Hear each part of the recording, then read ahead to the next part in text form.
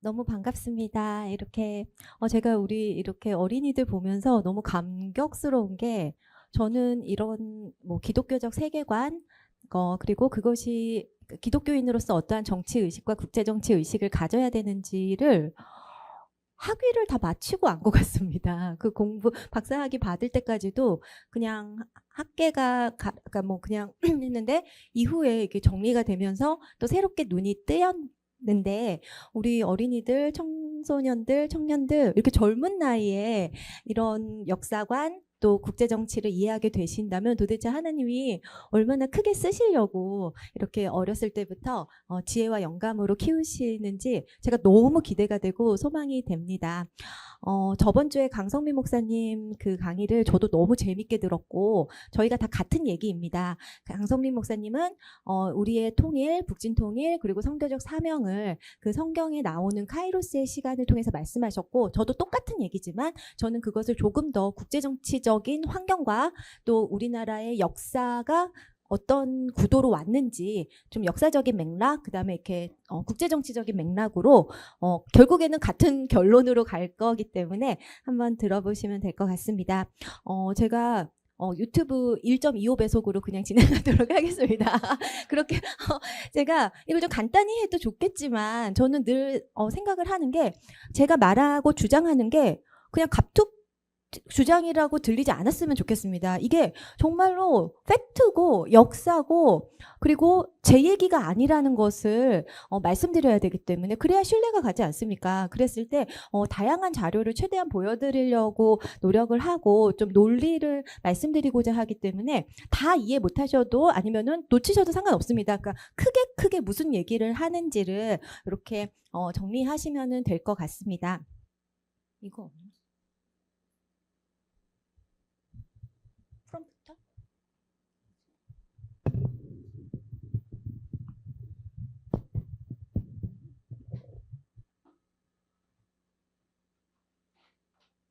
제가 오늘 얘기하려는 거는 북한이 도대체 어떤 나라인지 잠깐 말씀드리고 그다음에 우리가 일제시대의 어떤 방식을 통해서 해방을 맞이했는지 그리고 어떻게 체제전쟁을 진행하고 있는지 그리고 그것이 지금도 끝나지 않았다는 것 우리가 지금 북한과 대한민국이 체제전쟁을 하고 있고 이 대한민국 안에서 북한을 사랑하는 사람들 되게 사랑하진 않더라도 잠재적으로 북한도 괜찮은 거 아니야? 이렇게 같이 가도 되는 거 아니야? 뭐 그렇게 생각하시는 분들이 북한의 이익을 수호하는 그러면서 이 안에서도 체제 전쟁이 지금 치열하게 일어나고 있다는 얘기를 드리고 싶고 그리고 지금 우리가 보고 있는 이 탄핵 이런 현상이 두 남자의 대결이 아니라는 겁니다. 야당과 여당의 대결이 아니라고 저는 생각을 합니다. 이것은 대한민국과 반대한민국의 체제 전쟁의 연장선상에 있는 것이라고 저는 보고 있고 그 얘기를 좀 해보도록 하겠습니다. 북한은 상당히 독특한 나라입니다. 북한은 산업화도 이뤘고 근대화도 이뤘고 문맹도 퇴치했는데 여전히 그야말로 헬조선인 거죠. 조선시대보다 별로 나을 것 없는 거주 이전의 자유도 없고 신앙의 자유도 없고 언론의 자유도 없고 정말 자유라고는 일도 없고 너무나도 가난하고 비참하고 우리는 지금 1kg 빼느라고 너무나도 고생하고 있는데 북한 사람들은 지금도 아사자가 나오고 있고 국민의 40%가 영양실조고 그리고 성장이 안 돼가지고 그런 너무나도 아픔을 겪고 있는 지금 전 세계에서 보기 힘든 나라입니다. 그런 그러니까 경제적으로도 순위가 안 잡히는 나라인 거죠. 저는 이 여자분의 사진을 볼 때마다 상당히 무슨 생각이 늘 드냐면은 제가 대한민국에 태어났기 때문에 이렇게 공부도 마치고 직장 생활도 하고 행복하게 살고 있지 제가 북한에 태어났으면 별 수 있었겠나라는 생각을 합니다. 제가 북한에 태어났으면은 저 여자분처럼 뭐 선블록도 잘 못 바르고 뭐 로션도 잘 못 바르고 그 다음에 좋은 뭐 환경과 교육과 그런 살 수가 없기 때문에 별 수 없었을 거라는 거. 내가 나된 것은 우리가 이렇게 사는 것은 내가 잘나서가 아니라 하나님이 우리를 자유민주주의 체제에서 태어나게 해주신 그 한량없으신 은혜 라는 것을 제가 이번 사진을 볼 때마다 너무 공감을 합니다. 북한에서 평양에서 엘리트들이 모여 삽니다. 그 김씨들과 그 다음에 평양 엘리트들이 그 사회의 그 국가의 이제 지배자로서 살고 있고 이 평양은 정말로 가장 그들이 동경하는 특권층의 도시나 역시 너무나도 후져가지고 중국 사람들이 레트로 여행을 하려고 여기를 가는 거죠. 그러니까 우리가 우리 50년대 60년대 정말 더럽게 못 살았던 그 시절을 한번 추억해보자라는 의미로 이제 이제 놀러 가는 곳이 평양인 것이죠. 인권이라고는 일도 없습니다. 신앙의 자유, 뭐 언론의 자유 없고 기독교 박해국은 영원히 전 세계 1위. 우리가 뭐 이란 안타깝고 아프가니스탄 안타깝지만 정말 뭐 북한에 비할 나라는 없는 것이죠. 그리고 모든 면에서 자유라고는 정말 일도 없는 그런 땅입니다. 사회주의의 수치라고 불립니다. 아직도 세습을 하는 것이죠. 지금 4번째 세습을 하겠다고 딸내미를 데리고 다니는데 저는 택도 없는 일이라고 굳게 믿고 있습니다. 그래서 이 백마 타고 다니는 게 저는 늘 웃기다고 생각하는데 이만희가 백마 타고 그 신천지 행사에 등장하고 막 카다피 후세인 그런 독재자들이 백마를 타고 등장하는데 뭐 비슷한 말로를 맞지 않을까 생각을 합니다. 저번 주에도 이 사진 보여주셨는데 우리가 북한보다 50배에서 100배 잘 산다는 거죠. 북한은 평양에 가끔 80층 아파트도 있지만 걸어 올라가야 됩니다. 전기가 안 나오기 전기가 없기 때문에. 그렇기 때문에 너무나도 가난하고 힘들고 불편하고 뭐 이루 말할 수 없는 그런 실패 국가라고 말할 수 있습니다. 우리가 좀 역사를 뒤로 돌아가서 독립운동 시절을 좀 보도록 하겠습니다.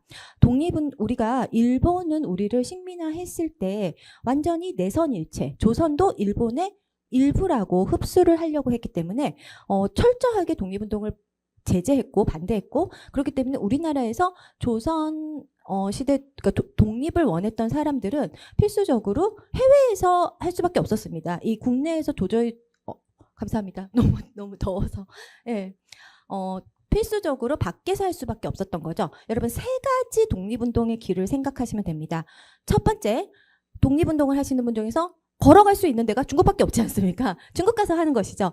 근데 그 당시 중국은 국공내전을 하고 있었습니다. 장개석의 국민당과 마오쩌둥의 공산당이 죽어라 싸우고 있었던 것이죠. 그래서 일부는 이 사람들을 보통 우익, 민족주의자라 그러는 거죠. 일부는 상해, 국민당이 다스리는 상해에 가서 그러니까 우리 독립해야 된다. 그런 운동을 했습니다. 그것이 상해 임시정부 아닙니까? 그리고 두 번째 류가 있습니다. 이분들은 사회주의 혁명을 통해서 우리나라에서 사회주의 혁명이 일어나서 일제가 패망해서 나간다고 생각했던 것이죠. 이 사람들은 마오쩌둥이 다스리는 연안이라는 곳에 가서 독립운동을 했습니다. 그분들이 했었던 독립운동은 엄밀히 말해서 우리가 어떤 나라를 세우는 게 아니라 일단 중국이 마오쩌둥이 사회주의 혁명을 성공해. 그러면 사회주의 혁명은 인터내셔널리즘 아닙니까? 퍼져나가. 그러면은 조선도 사회주의화 돼. 그것이 그분들의 목적이었던 거죠. 조선 사회주의화. 그러니까 일제가 사회주의 혁명을 통해서 공산 정권이 확장되면서 일제가 물러나는 것을 원했던 게 이분들입니다. 그렇기 때문에 이분들은 누구를 위해서 일했던 거죠? 마오쩌둥을 위해서 일한 거죠. 일단 마오의 그 중국 혁명이 성공을 하면 그것이 확장되면 되니까 그렇기 때문에 이분들이 마오쩌둥의 그 국공내전에 참여를 했고 중국의 건국 공신이 된 것이죠. 그리고 나중에 북한의 개국 공신들이 된 겁니다. 물론 다 나중에 숙청됐습니다. 왜? 김일성이 나중에 파벌을 정리하는 과정에서 이 예난파를 다 숙청한 거죠. 그렇기 때문에 나중에 다 숙청됐지만 대표적인 사람이 드라마에서 이병헌으로 나왔던 김원봉이고 정일성입니다. 이분들은 마오를 너무 사랑해가지고 정일성은 마오를 찬양하는 노래, 중국 인민해방군의 군가 이런 거를 만든 사람이죠. 지금 광주에서 김영공원 세우려고 하지 않습니까? 그렇기 때문에 저는 이렇게 이 북한 그러니까 사회주의 국가를 꿈꿨던 사람, 북한 건국의 공신이었던 사람은 우리의 유공자로 채택하려는 노력을 너무나도 반국가적 행위라고 생각을 합니다. 우리의 건국 공신들은 우리가 이렇게 모셔야 되는 분들은 자유민주주의 대한민국의 건국과 이 나라가 수호되는데 기여한 우리의 베테랑들, 그 참전용사들, 건국 공신들 아닙니까? 이분들은 북한의 건국 공신들이죠. 그랬을 때 이분들이 있다는 거, 그것이 지금 계속 유공자 논란의 핵심이라는 거. 광주에서 정률성 정률성 동요대회가 열려서 막 어린이들이 가서 막 거기서 정률성 만든 노래를 막 부르고 있는데 저는 그 엄마들 정말 제정신인가 싶습니다. 그 공산당을 찬양하는 노래를 아무리 아이들이 뭐 그런 취미 활동하는 거 좋지만 그게 말이 됩니까? 이거 우리가 잘 봐야 된다고 생각합니다. 세 번째 분들이 이분들이죠. 이승만 박사, 서재필. 이런 분들은 지금 우리가 일본은 그 당시에 120만 군을 가지고 있었습니다. 그리고 우리는 몇 명 없었던 거죠. 독립은. 그냥 우리가 어떻게 힘으로 싸워 이기냐. 그리고 우리가 지금 일본의 국권이 넘어간 거는 여러분 그 조선 왕조가 그 국권을 팔았습니다. 외교권을 판 거죠. 자기들은 일왕족의 그 신분을 받아서 일본에서 태평전쟁에서 일본이 패망할 때까지 잘 먹고 잘 살면서 그 국권을 팔아버린 거죠. 그랬을 때 우리가 지금 국권을 넘긴 그 나라로부터 어떻게 힘으로 싸워서 이기냐. 우리는 지금 해외에다가 국제사회에다가 이 조선 합병의 부당성, 우리의 독립 의지를 알림으로써 국제사회의 인정과 지지를 통해서 독립을 얻어야 된다고 생각했던 분입니다. 누가 보면은 이분들이 되게 럭셔리하게 해외를 다니면 아닙니다. 이승만 대통령은 무국적자로 평생을 정말 해외에서 자기가 알바해서 돈 벌어가면서 독립운동을 했었던 운동이었고, 그리고 지금 우리가 이후에 대한민국이 건국된 과정을 보면 이분들이 옳았다는 거죠. 이분들의 노력에 의해서 UN 승인으로 자유대한민국이 만들어졌다는 점에서 이분들의 역할과 독립운동에 대한 재평가, 그리고 진짜 독립이 어떻게 됐는지, 해방, 제가 말씀드린 건 해방입니다. 해방이 어떻게 됐는지에 대해서 우리가 조금 더 생각해야 된다고 생각을 합니다. 지금 세 가지의 독립운동의 물결, 그러니까 흐름을 얘기를 했습니다. 그 과정에서 한 남자가 있었던 거죠. 그의 이름은 김성주. 무려 대한민국 크리스찬 일대 크리스찬, 정말 초기 크리스찬 패밀리입니다. 외할아버지가 목사님이었고 엄마 이름이 무려 강반석입니다. 그런데 이 아이가 엄마가 재혼해서 중국 남자랑 결혼하고 살면서 이제 중2 딱 육문중 중2까지 다니고 집을 나가버린 거죠. 그 후로 대학 아무런 교육을 받지 않았습니다. 제가 말씀드리고 싶은 거는 정말 중학교 2학년, 정말 그 중2병 환자까지 공부를 한 애가 커가지고 나라를 만들었다는 겁니다. 그 나라가 망하는 게 너무 당연하지 않습니까? 공부라고는 해본 적이 없고, 공부라는 거는 단순히 지혜를 얻는 게 아니라 이렇게 겸손과 이런 문명사와 지혜를 얻는 그런 건데 공부를 안 한 거죠. 어쨌든 이 김성주는 이후에 만주에 가서 무장투쟁을 좀 합니다. 말이 좋아서 무장투쟁이지 약간 비적질 같은 거죠, 그 당시에는. 그래서 조금 다니다가 금방 적군에게 몰려가지고 이후 소련으로 갑니다. 소련으로 도망가서 스탈린 밑에서 교육을 받는 거죠.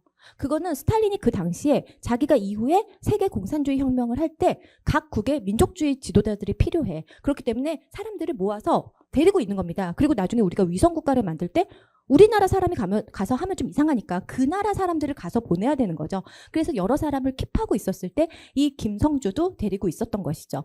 그렇기 때문에 이 김성주는 이후에 김일성이라고 소개되면서 스탈린이 북한이라는 위성국가를 세우는데 결정적인 그런 꼭두각시가 되었던 거고, 그리고 그 김성주의 잠깐의 무장투쟁은 북한 역사학자들에 의해서 엄청난 영웅담으로 완전히 완전 역사 왜곡 그 자체. 그 책이 바로 세기와 더불어인 거죠. 세기와 더불어 해서 우리 김성주가 했었던 작은 무장투쟁을 마치 엄청난 영웅, 막 도토리로 막 만들고 이게 몇십 년간 그러면 마이너스 나이가 돼버리는 거죠. 이 사람, 그랬을 때 그 정도로 역사 왜곡을 해서 왜 우리가 저 사람들이, 저 패밀리가 세습을 해야 돼? 왜 저 사람들이 우리의 절대 존엄이 돼야 돼?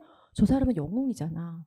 우리의 영웅이잖아. 저 사람의 인생은 영웅이고 저 사람이 했던 거는 인간의 한계를 뛰어넘는 완전 슈퍼히어로잖아 라는 그 논리를 만든 책이 바로 세기와 더불어인 거죠. 그리고 그 책은 우리나라의 독립운동사를 완전히 왜곡한 책이면서 이 김씨 세습 정권의 정당성을 부여한 책이라는 점에서 너무나도 문제가 있는데, 그것을 지금 우리나라에서 판매하자고 하는 의도가 우리나라 반대한민국 세력의 의도인 거죠. 그게 마치 진짜인 것처럼. 그리고 저 판매 대금을 또 북한에 보내는 거죠. 그렇기 때문에 저런 백두산을 그냥 간 게 아니라는 겁니다. 백두산을 그냥 경치 좋아서 간 게 아니라 그 결론이 뭡니까? 이분들은 백두혈통이야.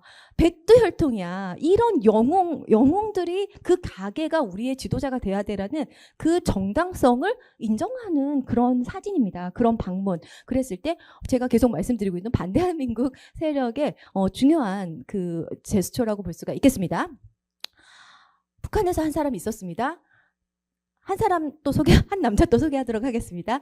이승만 건국 대통령은 조선의 그 왕족으로 태어났는데, 그 당시에 과거 시험은 지금으로 치면은 부정 입학, 완전히 그 짜고 치는 고수도 매관매직을 했기 때문에 과거 시험에 떨어진 거죠. 그래서 좀 이제 좌절하고 있을 때 배제학당, 아펜젤러가 세운 배제학당에서 공부를 하면서 이렇게 서구 문명에 대해서 좀 접했습니다. 그리고 고종 퇴위 운동에 정치개혁 운동에 참여하면서 한성 감옥에 갇힌 거죠. 한성 감옥에 사형수로 있었을 때 선교사님들이 성경책을 넣어주셨고 마치 김진홍 목사님이 윤석열 대통령에게 성경책을 넣어주신 것처럼 그곳에서 성경을 통해서 하나님을 만나고 나의 영혼을 구원한 것처럼 우리나라도 구원해 주세요라는 기도를 하셨고 그 안에서 독립정신이라는 책을 쓰셨습니다. 정말 외국이라고는 한 번도 안 나가본 조선 출신의 그런 청년이 썼다고는 말할 수 없는 정말로 이 문명, 세계 문명의 흐름과 비전을 제시하는 멋진 책입니다. 그리고 그 안에서 이제 전도를 막 하시다가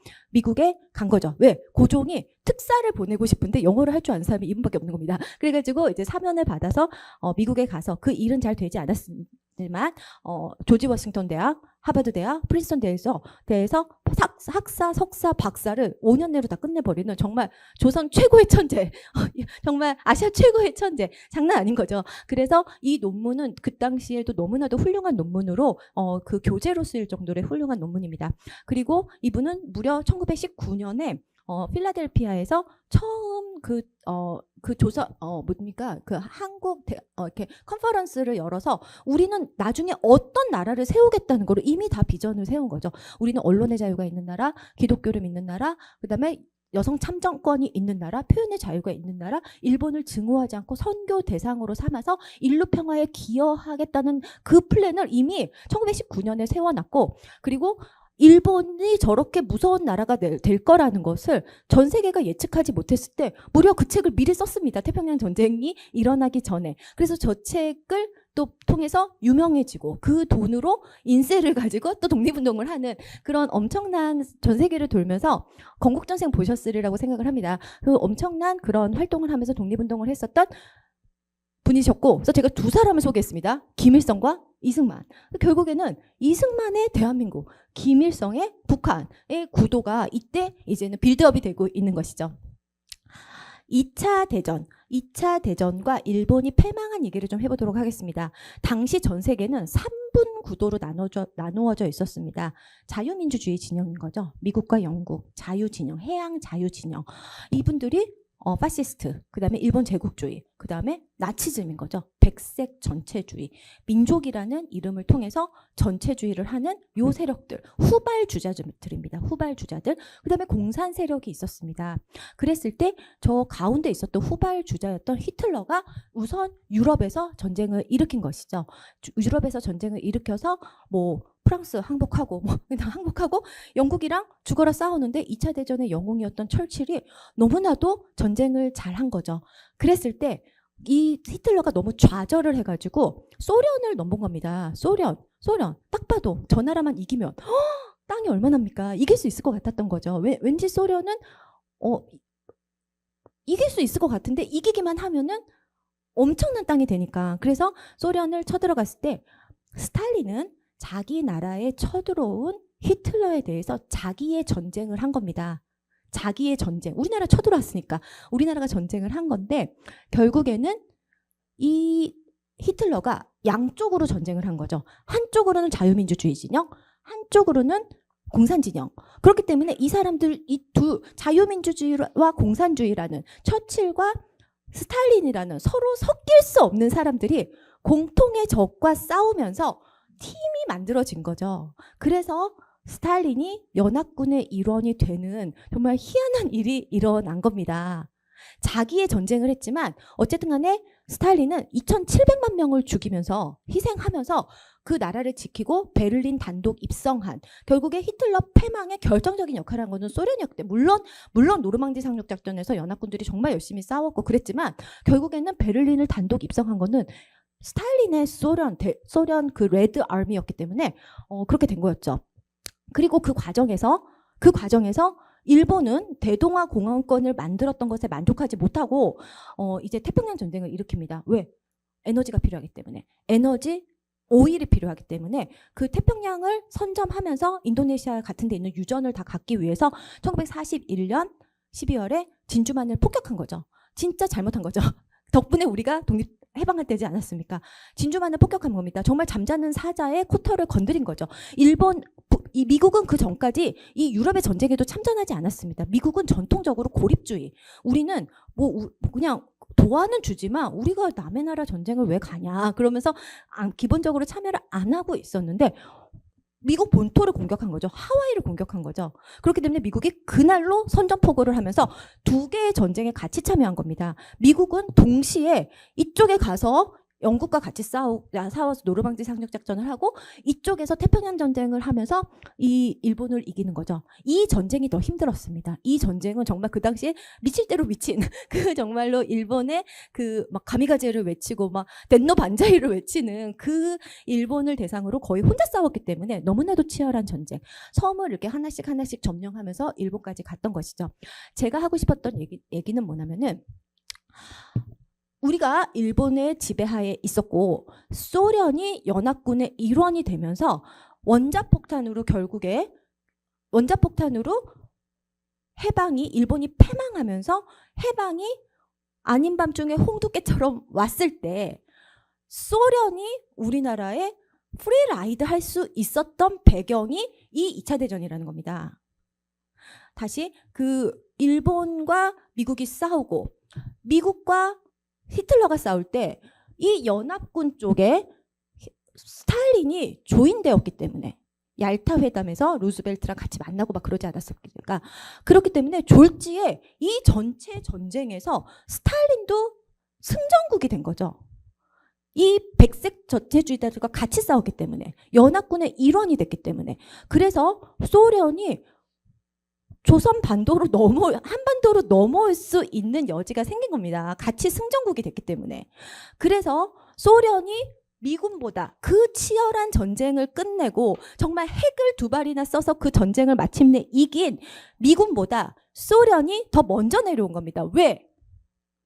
걸어올 수 있지 않습니까? 미군은 오키나와에서 배 타고 와야 되는데 얘네들은 그냥 걸어오면 되는 겁니다. 시베리아 철도 타고 이렇게 여기까지 와가지고 뭐 블라디보스토크를 쭉 내려오면 되는 거죠.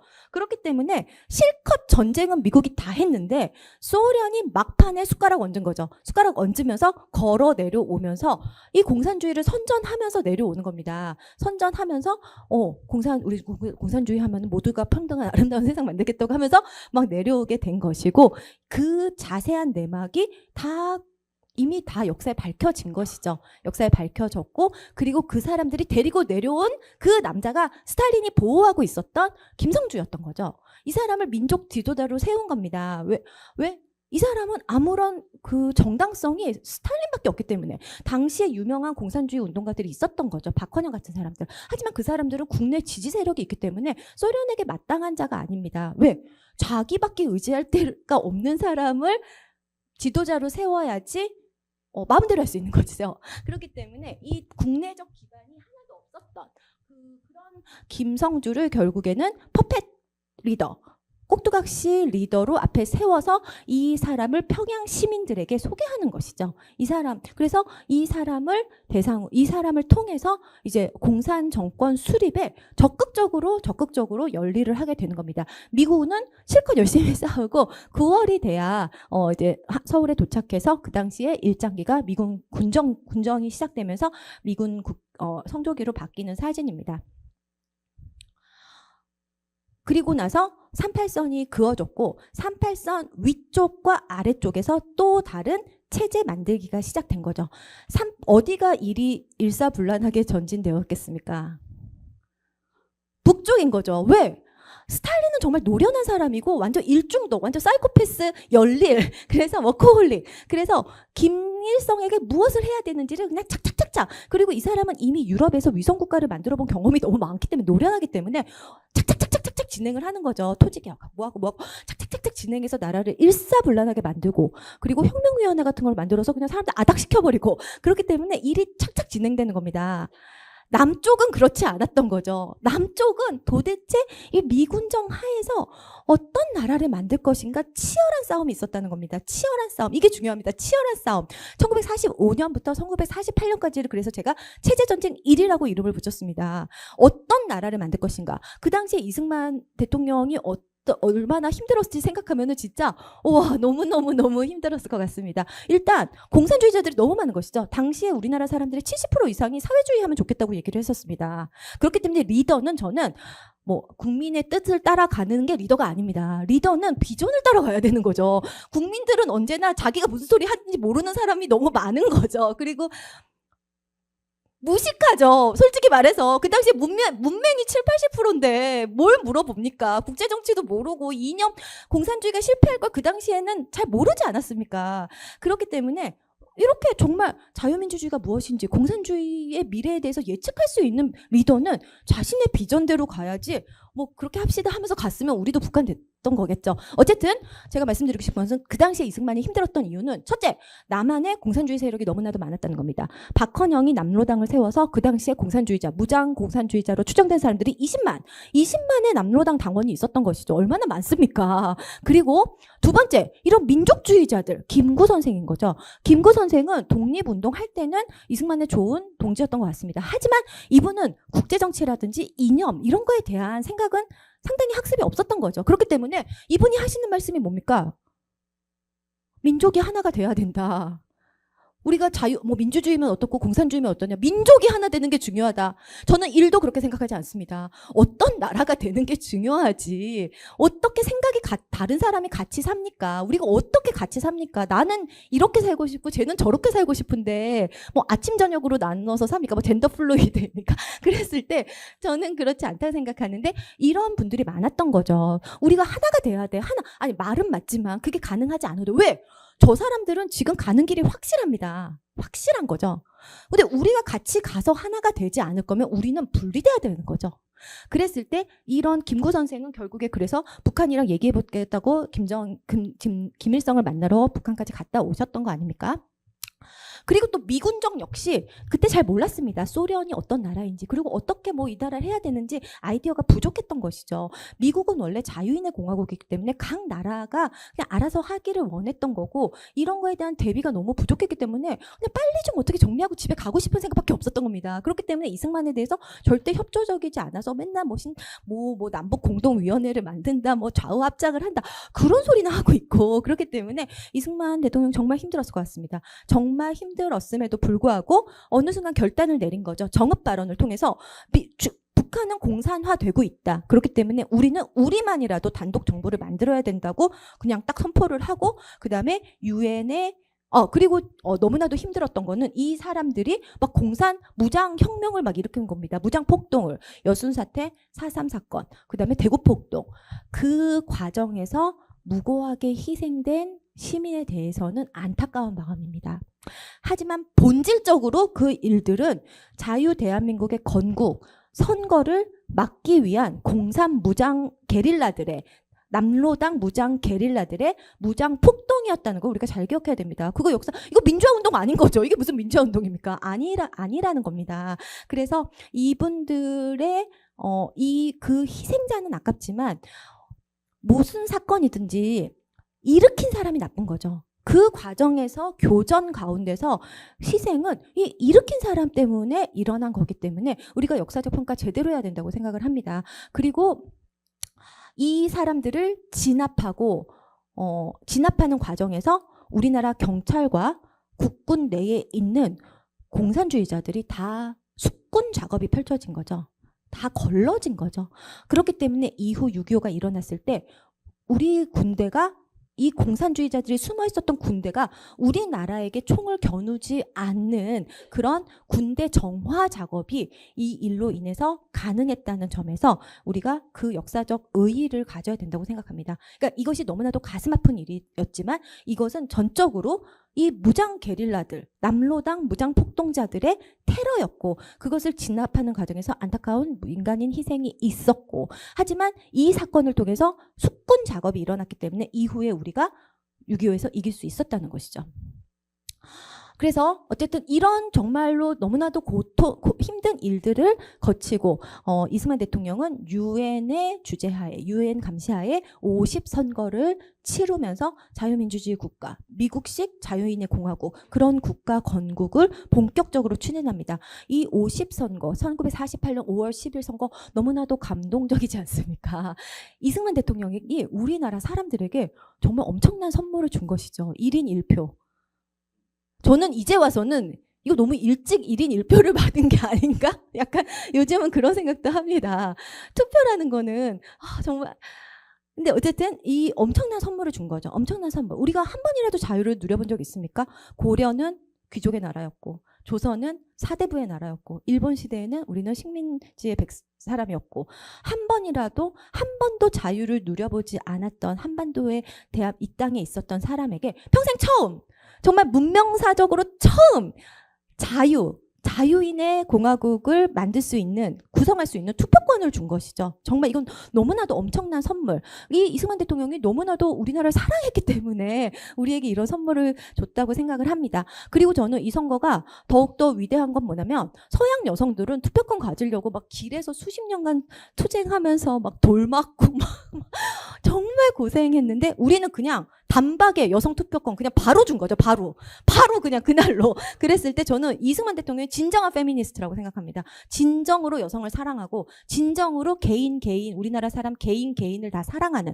여러분, 이승만 대통령은 솔직히 말해서 이거 대통령 안 해도 됩니다. 그냥 왕 해도 뭐 이상하겠습니까? 그 당시 사람들이 경험해본 게 그거밖에 없는데, 솔직히 조선 하다가 일본 천황한테 신사참배하고 있었는데, 이승만 대통령이 그 당시에 해방의 공신이고, 그 다음에 똑똑한 사람 그 사람밖에 없고, 미국 박사 그 사람밖에 없고, 그리고 심지어는 조선의 왕족이면은 우리 다시 뭐 왕정 국가 뭐 입헌 군주제로 간다고 해도 누가 뭐라 그러겠습니까? 하지만 너무 우리나라를 사랑했기 때문에 자기가 경험해본 최고의 정치제도, 삼권 분립이 있는 미국식 민주주의를 우리한테 선물한 거죠. 너무 진짜 사랑이 많은 건국 대통령이었다고 생각을 합니다. 그래서 우리가 유엔 주재에 그런 단독 정부 선거가 있었고, 이때 뽑은 국회의원들과 함께 재헌 국회를 만들고, 저번 주에 목사님 말씀하신 것처럼 첫 우리나라의 공문서가 이 이훈영 목사님의 기도문 아닙니까? 기도로 시작된 나라. 그리고 이승만 대통령은 미국처럼 기독교를 국교화하진 않습니다. 여러분, 기독교 국교화하면은 상당히 타락할 여지가 많은 거죠. 로마 카톨릭이 왜 저렇게 됐습니까? 권력이 있으니까. 아니, 독일과 영국이 왜 저렇게 됐습니까? 목사님이 공무원인 거죠. 국교니까. 그렇기 때문에 전도도 열심히 안 합니다. 뭐 복음 뭐하러, 월급 나오는데. 그렇기 때문에 이 신앙의 자유, 진정한 신앙의 자유를 위해서 기독교 국가라고 간판을 세우진 않았지만, 모든 면에서 기독교적 가치, 기독교적 그 교회 학교, 그다음에 기독교의 정신으로 나라가 이제 발전할 수 있도록 기독 입국론에 입각해서 나라를 건국했습니다. 너무나도 저는 이건 감동적인 사건이라고 생각을 합니다. 이거는 정말 문명사적 전환. 정말로 이 동양이 모두 이 아시아가 다 공산화되는 과정에서, 왜 그렇습니까? 공산주의 얼마나 듣기 좋습니까? 모두 다 잘 사는 세상을 만들어 준다는데, 모두 다 평등하다는데, 그리고 브래드 피스 뭡니까? 랜드 브래드 피스. 너희에게 땅과 빵과 평화를 주겠다는데, 선전선동 너무 좋지 않습니까? 너무 취약한 거죠. 하지만 이승만 대통령은 그 당시에 전 세계 사람들이 그거에 대부분 동조하고 있을 때, 아니야, 공산주의라면 게을러져, 부도덕해져, 자유가 없어져. 그렇게 그 본질을 미리 꿰뚫고, 절대 그 당시에 너무나도 그 사상에 취약했던 사람들을 데리고 정말로 이 자유민주주의 국가를 건국했다는 게 너무나도 감사하고, 지금 우리가 이렇게 살 수 있는 것, 그리고 이것이 옳았다는 것을 전 세계에 입증할 수 있는 그런 모델 케이스가 됐다는 것에 대해서 저는 상당히 감격을 합니다. 그리고 그 당시에 북한은 토지개혁을 통해서 무상 몰수 무상 분배를 한 거죠. 지주를 다 죽이는 겁니다. 인민민주주의이기 때문에 죽여 하면 죽여도 되는 거죠. 그래서 지주를 죽이고 무상으로 땅을 몰수해서 그것을 사람들에게 공짜로 나눠주는 거죠. 나눠주지만 뭐를 안 줍니까? 소유권을 안 주는 것이죠. 그렇기 때문에 경작은하되 소유권이 없어서 북한 사람들은 땅값이 아무리 올라도 조금도 부자가 될 수가 없고, 절대 자영농도 아니고 절대 중산층도 될 수 없는 여전히 국가의 노예가 되는 거고, 이승만 대통령은 유상 몰수 유상 분배를 통해서 통해서 우리나라의 대다수의 소작농들이 드디어 평생 처음으로 땅을 가진 자영농, 이후에 중산층으로 성장하면서 그 땅을 사랑하기 때문에, 그리고 그 땅에서 나오는 그 소출을 통해서 자식들을 또 공부시키고 그 등기를 가지고 있는 나라를 사랑하는, 그런 나라를 사랑하는 자영농 중산층을 배출하는 그런 시스템을 여기서 실천을 했습니다. 이 두 개가 너무 중요했던 것이죠.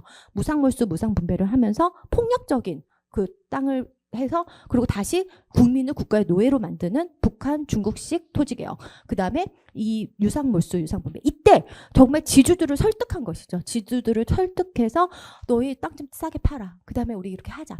그래서 누구든지 한 5년만 열심히 일하면 갚을 수 있는 저리의 금리로 토지 분배를 했는데, 토지를 팔았는데, 그것에 대표적으로 참여했었던 지주가 고려대를 세운 김성수 이사장이죠. 너무너무 훌륭하신 분이라고 생각을 합니다. 그리고 그분의 손주인 김명준 교수님이 지금 열심히 애국운동하고 계시고, 제가 어제 고대에서 시국선언하는 청년들이 다 같이 손잡고 기도하는 걸 보는데 눈물이 정말 세상은 여러분 기독교인들이 이끌어 가야 됩니다. 사람들 많은 거 중요하지 않습니다. 정말 기도하면서 하나님이 주시는 지혜와 영감으로 용감하게 나서고 선포하고 하는 사람들이 이끌어 가는 거지, 그냥 하나님 안 믿는 사람들은 선악의 구분, 방향성 아니지 않습니까? 이익 아닙니까? 이익? 그냥 무엇이 나에게 유리한 거야? 나한테 이익이 되는 게 무엇일까? 그들은 우리의 전도의 대상이지 우리가 이렇게 멘토 삼아야 되는 아닌 것 같습니다. 우리는 정말로 세상을 이끌어가는 거는 분노한 다수의 대중이 아니라, 기만당한 대중이 아니라, 기도하면서 하나님이 주시는 지혜와 영감으로 그 인도하심과 도우심과 섭리 가운데서 나아가는 소수의 크리스찬임을 우리가 봐야 된다고 생각을 합니다. 이승만 대통령 대표적인 그런 우리의 교회 오빠? 뭐라 그래요? 기독 선배라고 생각을 합니다. 그래서 이렇게 문명사적 전환을 통해서 우리나라가 자유민주주의 국가가 1948년에 세워졌습니다. 이때 김일성은 너무너무 이제 다급한 것이죠. 너무너무 간절히 원하는 게 있었습니다. 지금 우리가 남한을 쳐들어가야 돼. 지금 절호의 기회야. 왜 그렇습니까, 여러분?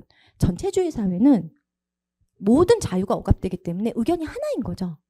자유민주주의 사회는 이게 일단 돌아가기 시작하면은 엄청난 잠재력을 가지고 성공할 수 있지만은 처음에는 시끌벅적합니다. 모든 사람이 떠들어대는 거죠. 그렇기 때문에 이게 발동이 걸리는데 우리가 좀 시간이 걸렸던 겁니다. 그렇기 때문에 막 야당 여당 맨날 싸우고 지지고 볶고 막 맨날 그러고 있으니까 김일성이 스탈린에게 가서, 우리 지금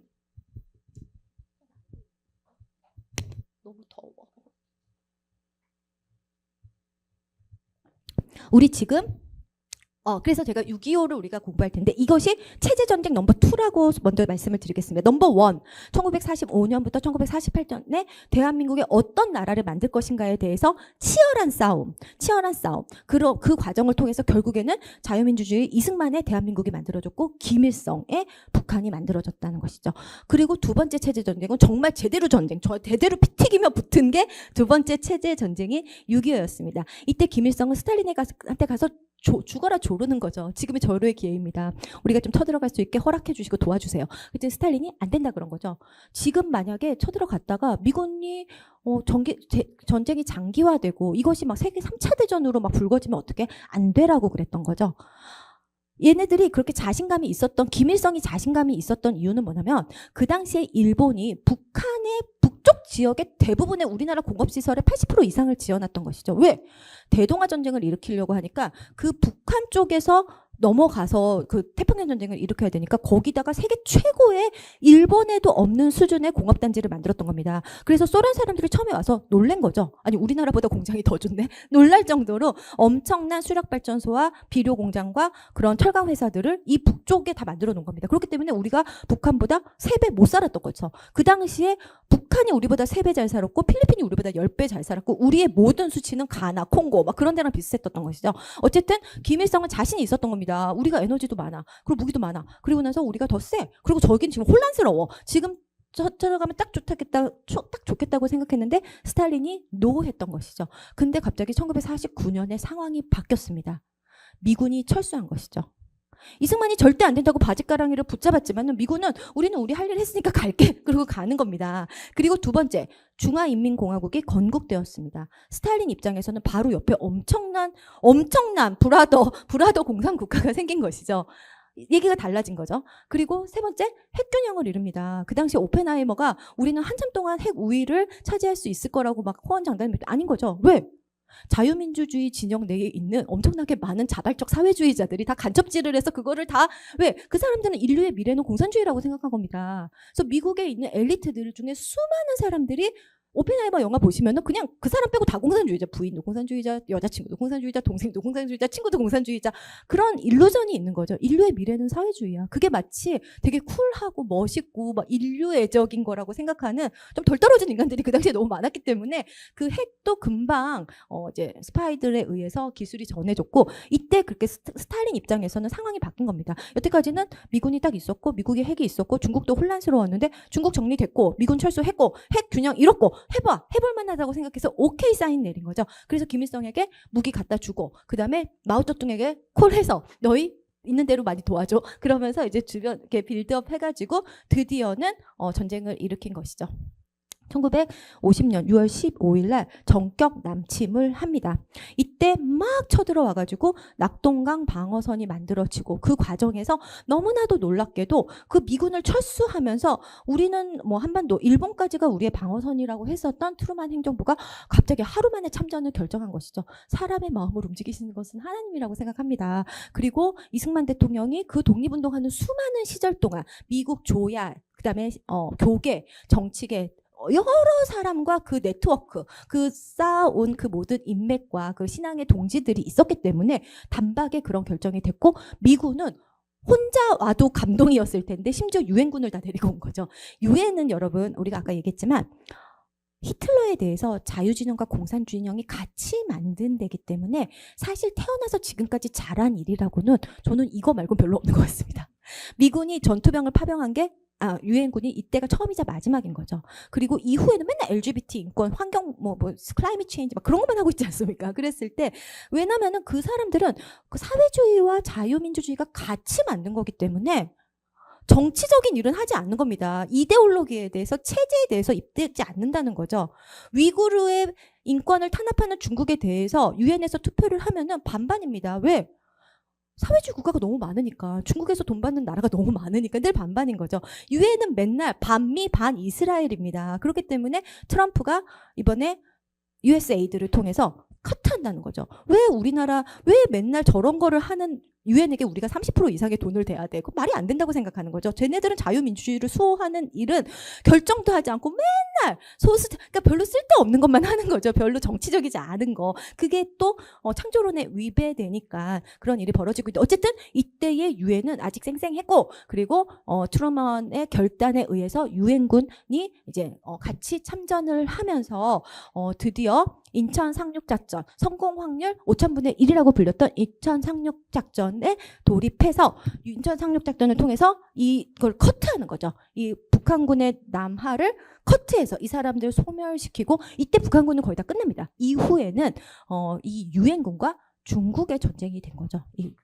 그리고 이때 커트하면서 이제 올라가면서 서울을 수복하고 해방하고 위로 올라갔을 때 김일성은 또 그 패밀리들과 함께 또 강 건너서 도망갑니다. 중국으로 도망가고, 메가더 장군이 그 위대한 인천 상륙 작전을 성공시키고, 이 모든 과정에서 일본 사람들이 상당히 기여를 합니다. 왜? 일본이 우리나라의 지형과 이런 걸 너무 잘 알기 때문에. 일본은 제가 말씀드립니다.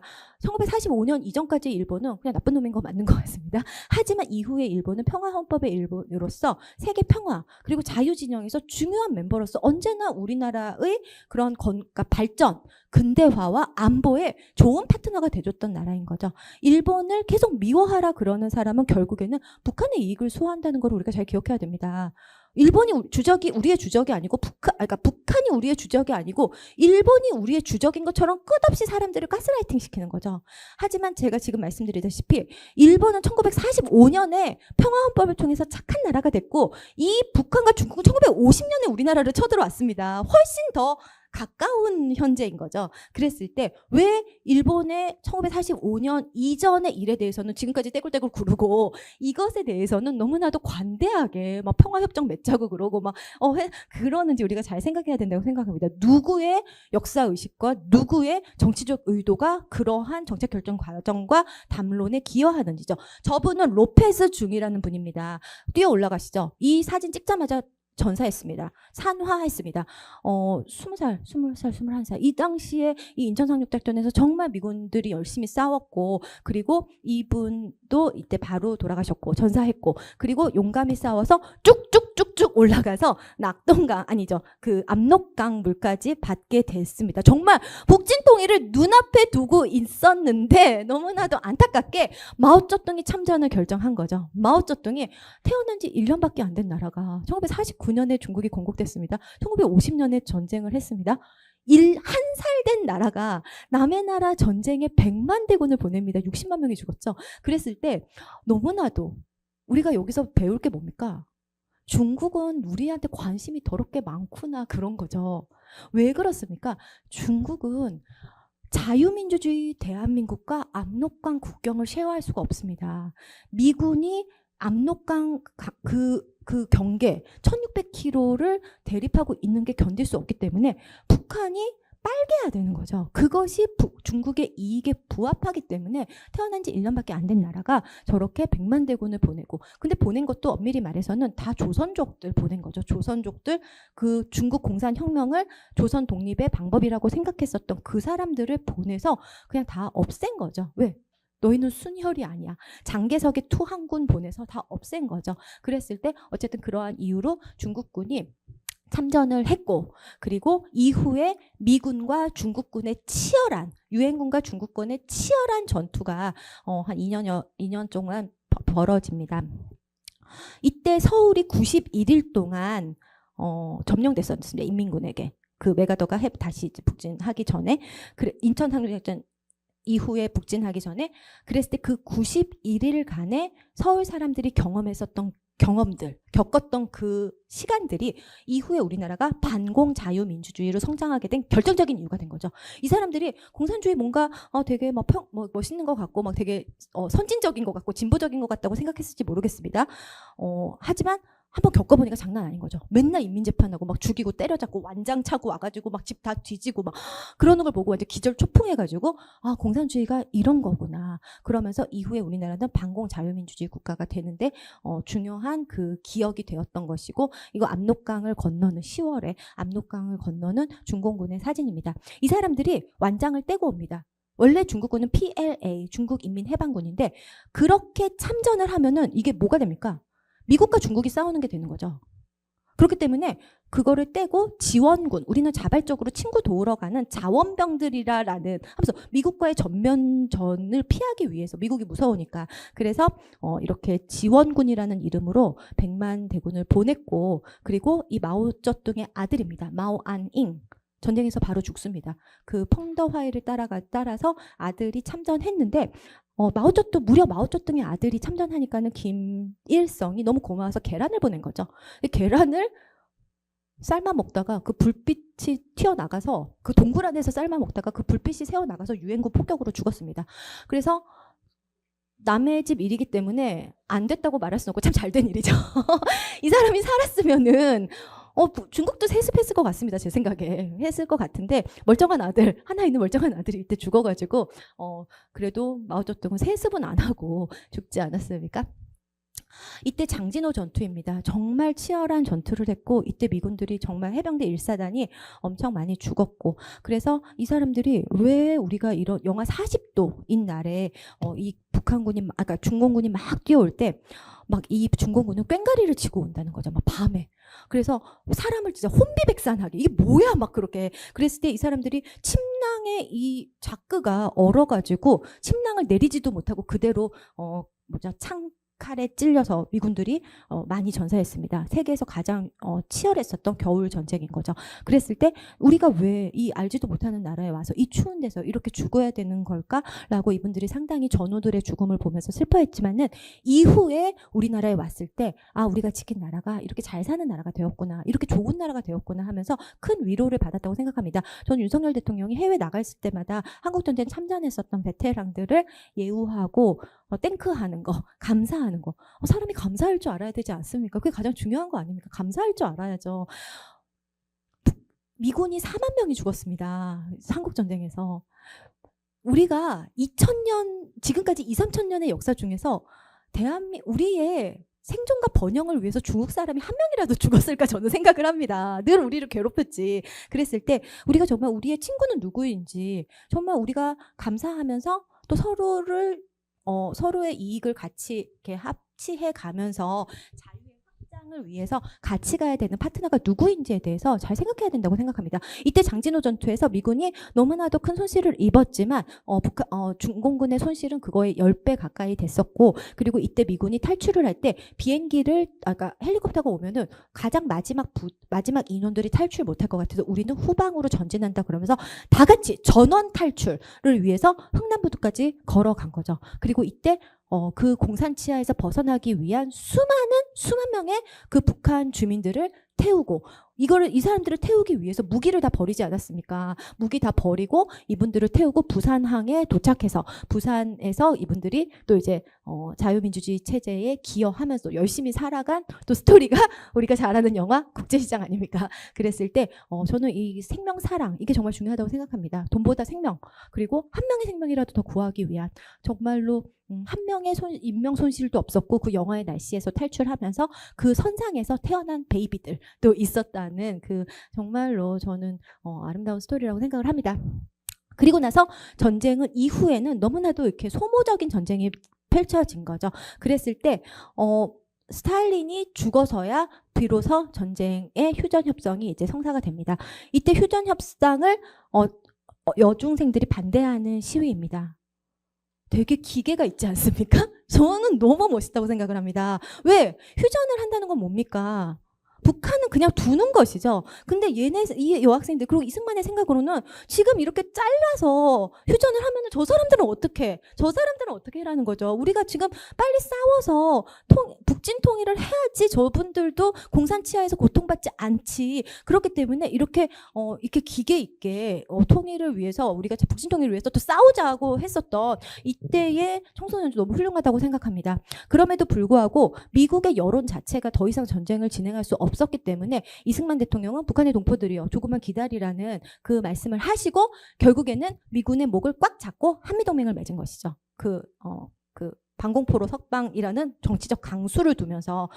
한미동맹은 정말 중요하다고 생각합니다. 한미동맹은 상호 방위 조약인 거죠. 너가 싸우면 내가 가서 도와줄게, 우리가 싸우면 네가 와서 도와줘가 한미동맹의 근본인 그 약속인데, 정말 미국에게 있어서 최고 수준의 동맹 약속을 받아온 겁니다. 왜 그렇습니까? 그 당시 미국은 세계에서 제일 잘 사는 나라, 그리고 우리는 세계에서 가장 가난하고 가장 위험한 나라, 전쟁이 날 확률이 우리는 너무 많고 저기는 거의 없고, 우리는 걔네를 도와줄 일이 거의 없을 것 같은데도 그런 동맹을 맺어낸 것이죠. 그게 외교의 신이라는 별명이 붙은 이유 아닙니까? 그러니까 가진 게 아무것도 없는데 최고의 것을 가지고 오는 거, 그 엄청난 한미동맹을 맺었기 때문에 이후 우리나라가 안전하게 건강하게 잘 살 수 있었던 것이죠. 그 한미동맹이 있어서 미군이 3만 명 이상 어디입니까? 거기 의정부 동주천에 있었기 때문에 북한이 못 쳐들어온 것이죠. 미군 한 명이라도 죽으면, 미군 부대 조금이라도 다치면은 뭐 미국이 다 올 거니까. 그리고 그렇기 때문에 그 한미 동맹이 있었기 때문에 우리나라는 그 쌀벌한 북한을 위에 두고 경제 성장에 매진할 수 있었고, 미군의 그다음에 전 세계가 우리나라의 안정성을 인정하고 투자를 할 수 있었던 것이죠.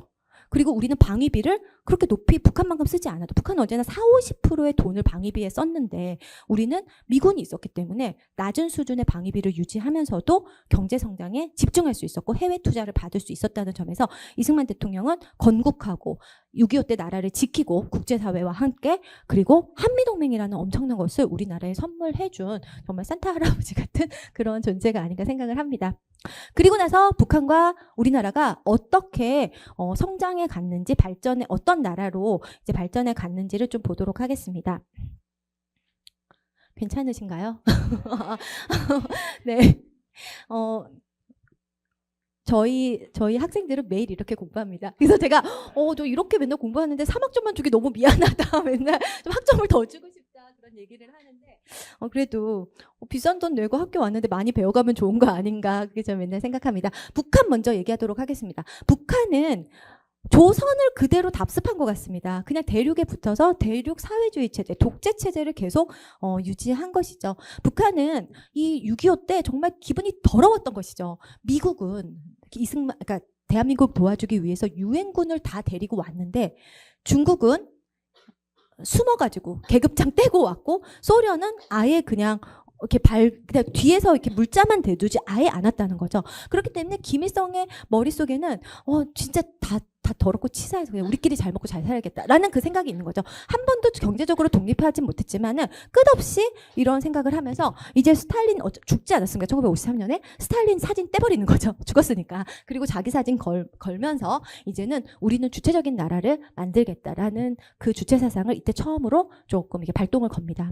이것이 우리나라의 주사파들의 마음을 기쁘게 하는 거죠. 마음에 감동을 준 거죠. 왠지 뭔가 되게 자립적이고 독립적이고. 일도 그렇지 않습니다. 늘 가난했고 늘 사실 의존하고 살았지만 말로만 이런 것이죠. 그래서 이런 나라를 계속 이제 주장했고 그 다음에 모든 시장 경제와 사유재산을 폐지하면서 배급제도를 실시했습니다.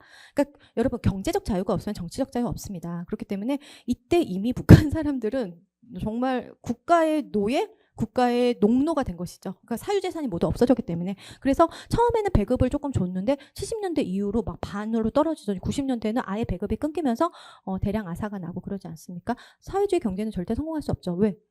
소유권이 없기 때문에, 리워딩이 없기 때문에 최대한 일을 안 하는 게 똑똑한 거 아닙니까? 최대한 일하는 척하면서 아무것도 안 하는 게 똑똑한 거죠. 어차피 내가 열심히 일해봐야 아니란 애랑 똑같이 배급받는데 뭐하러 저 같아도 안 하겠습니다. 모든 사람이 그렇기 때문에 그 나라가 망하는 것이죠. 소유권이 없고 공정한 리워딩 시스템이 작동하지 않기 때문에 망할 수밖에 없다는 거. 그리고 나서 이때 이제 권력 투쟁, 스탈린이 죽고 나서 권력 투쟁을 하는 가운데 연안파, 모스크바 유학파, 남로당파를 다 제거하고 김일성이 결국에 최후의 승자가 됩니다. 그것이 이 체제가 보통 사회주의 국가와도 다른 완전히 우상숭배 전체주의 국가로 발전하게 된 결정적인 계기가 된 거죠. 그 유명했었던 박헌영도 이때 미국의 스파이라는 혐의를 받고 왜? 쳐들어갔는데 그 남로당이 봉기가 일어나지 않은 거죠. 6.25 때. 이미 이승만이 다 국보법을 만들어가지고 숙군을 했기 때문에. 그랬을 때 그 혐의를 가지고 그때 참 잘 나갔었던 박헌영이 숙청을 당합니다. 얼마나 잔인하게 숙청을 당했냐면 머리에 헬멧을 씌워놓고 끝없이 개가 뜯어먹게 했다는 거죠. 죽으면 안 되니까. 그래서 정말로 너무너무 잔인하게 수개월간 그런 고문을 받다가 결국에 죽습니다. 그 아들이 이분입니다. 박헌영의 아들. 그리고 이분이 서울시장. 그 유명한 뭡니까? 하여튼 그 서울시장인 거죠. 전 서울시장. 이 두 분이 만든 역사학회가 우리 역사연구소입니다. 이 분들이 만든 역사관이 우리나라의 역사관을 자유주의적 관점이 아니라 이런 주체사상 내지는 막시스트 관점으로 재해석하면서 그것이 대한민국의 역사학계, 그 다음에 전교조 교육을 통해서 너무나도 많이 확산돼서 이렇게 6.25를 가르치지 않는 것이죠. 이렇게 6.25를 가르치지 않고 대한민국 건국에 대해서 이렇게 가르치지 않고 북한 입장에서 가르치고 북한의 이익을 수호하는 방식으로 해석해내기 때문에 지금 우리나라가 상당히 역사 전쟁에서 너무나도 대패하고 있었고 지금 그것이 좀 회복되는 추세라고 생각을 합니다.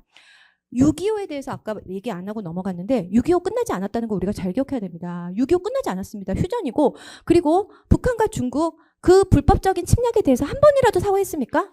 그리고 심지어 그 당이 지금까지 집정합니다. 그 당이 공산당, 노동당이 지금까지 집정하고 지금까지 시진핑은 6.25 한미원조 위대한 전쟁이었다고 얘기를 하고 김일성 그 전쟁에서 10만 명이 민간인 학살당하고 뭐 이루 말할 수 없는 그런 희생 재산상 손실이 있었고 직접적으로 10만 명이 민간인 학살당하고 6만 명이 납북됐습니다. 그럼에도 불구하고 한 번도 사과하지 않고 한 번도 그거에 대해서 뭐 배상 내지는 사과조차 하지 않고 언급조차 하지 않고 우리가 무슨 평화를 논하고 무슨 남북 협정을 하고 저는 그렇게 생각합니다. 아니 그렇게 역사는 중요하다며 그 일본에 대해서는 30번을 넘게 사과했는데 막 진정성이 없다고 또 사과하라고 그러고 북한과 중국에 대해서는 그 전쟁이 아직 끝나지도 않았고 그 납북 포로들 한 명도 보내지도 않아서 그 할아버지들 다 돌아가고 있는데도 지금까지도 북한과 계속 뭐 평화를 구축하자 뭐 그러는 거 저는 진짜로 너무나도 잘못된 역사 인식이라고 생각을 합니다. 어쨌든 북한은 이런 식으로 주체 사상을 만들었고 전국에 이런 초상화를 4만 개에서 6만 개 동상을 유지하고 있는 거죠. 북한이 저것만 안 해도 돈이 이렇게 없진 않을 것 같습니다. 전기가 없는데 저 북한에 김일성 사진 저 주체탑 저거 선풍기 바람 쐬고 있는 걸 보면 진짜 와 정말 욕하면 안 되는 거 아닙니까? 욕하면 안 되겠죠? 그리고 이 우상숭배 전체주의 체제라고 생각합니다. 공적인 영역에서 저 동상에 대해서 절을 해야 되고 사적인 영역에서도 저렇게 절을 해야 되고 그리고 저 동상은 무려 덩샤오핑이 보고서도 욕을 했다는 것이죠. 미친 거 아니야? 저 금박을 다 입고 아니 먹을 것도 없는 나라가 저게 말이 되냐고 분노할 정도로 절했습니다.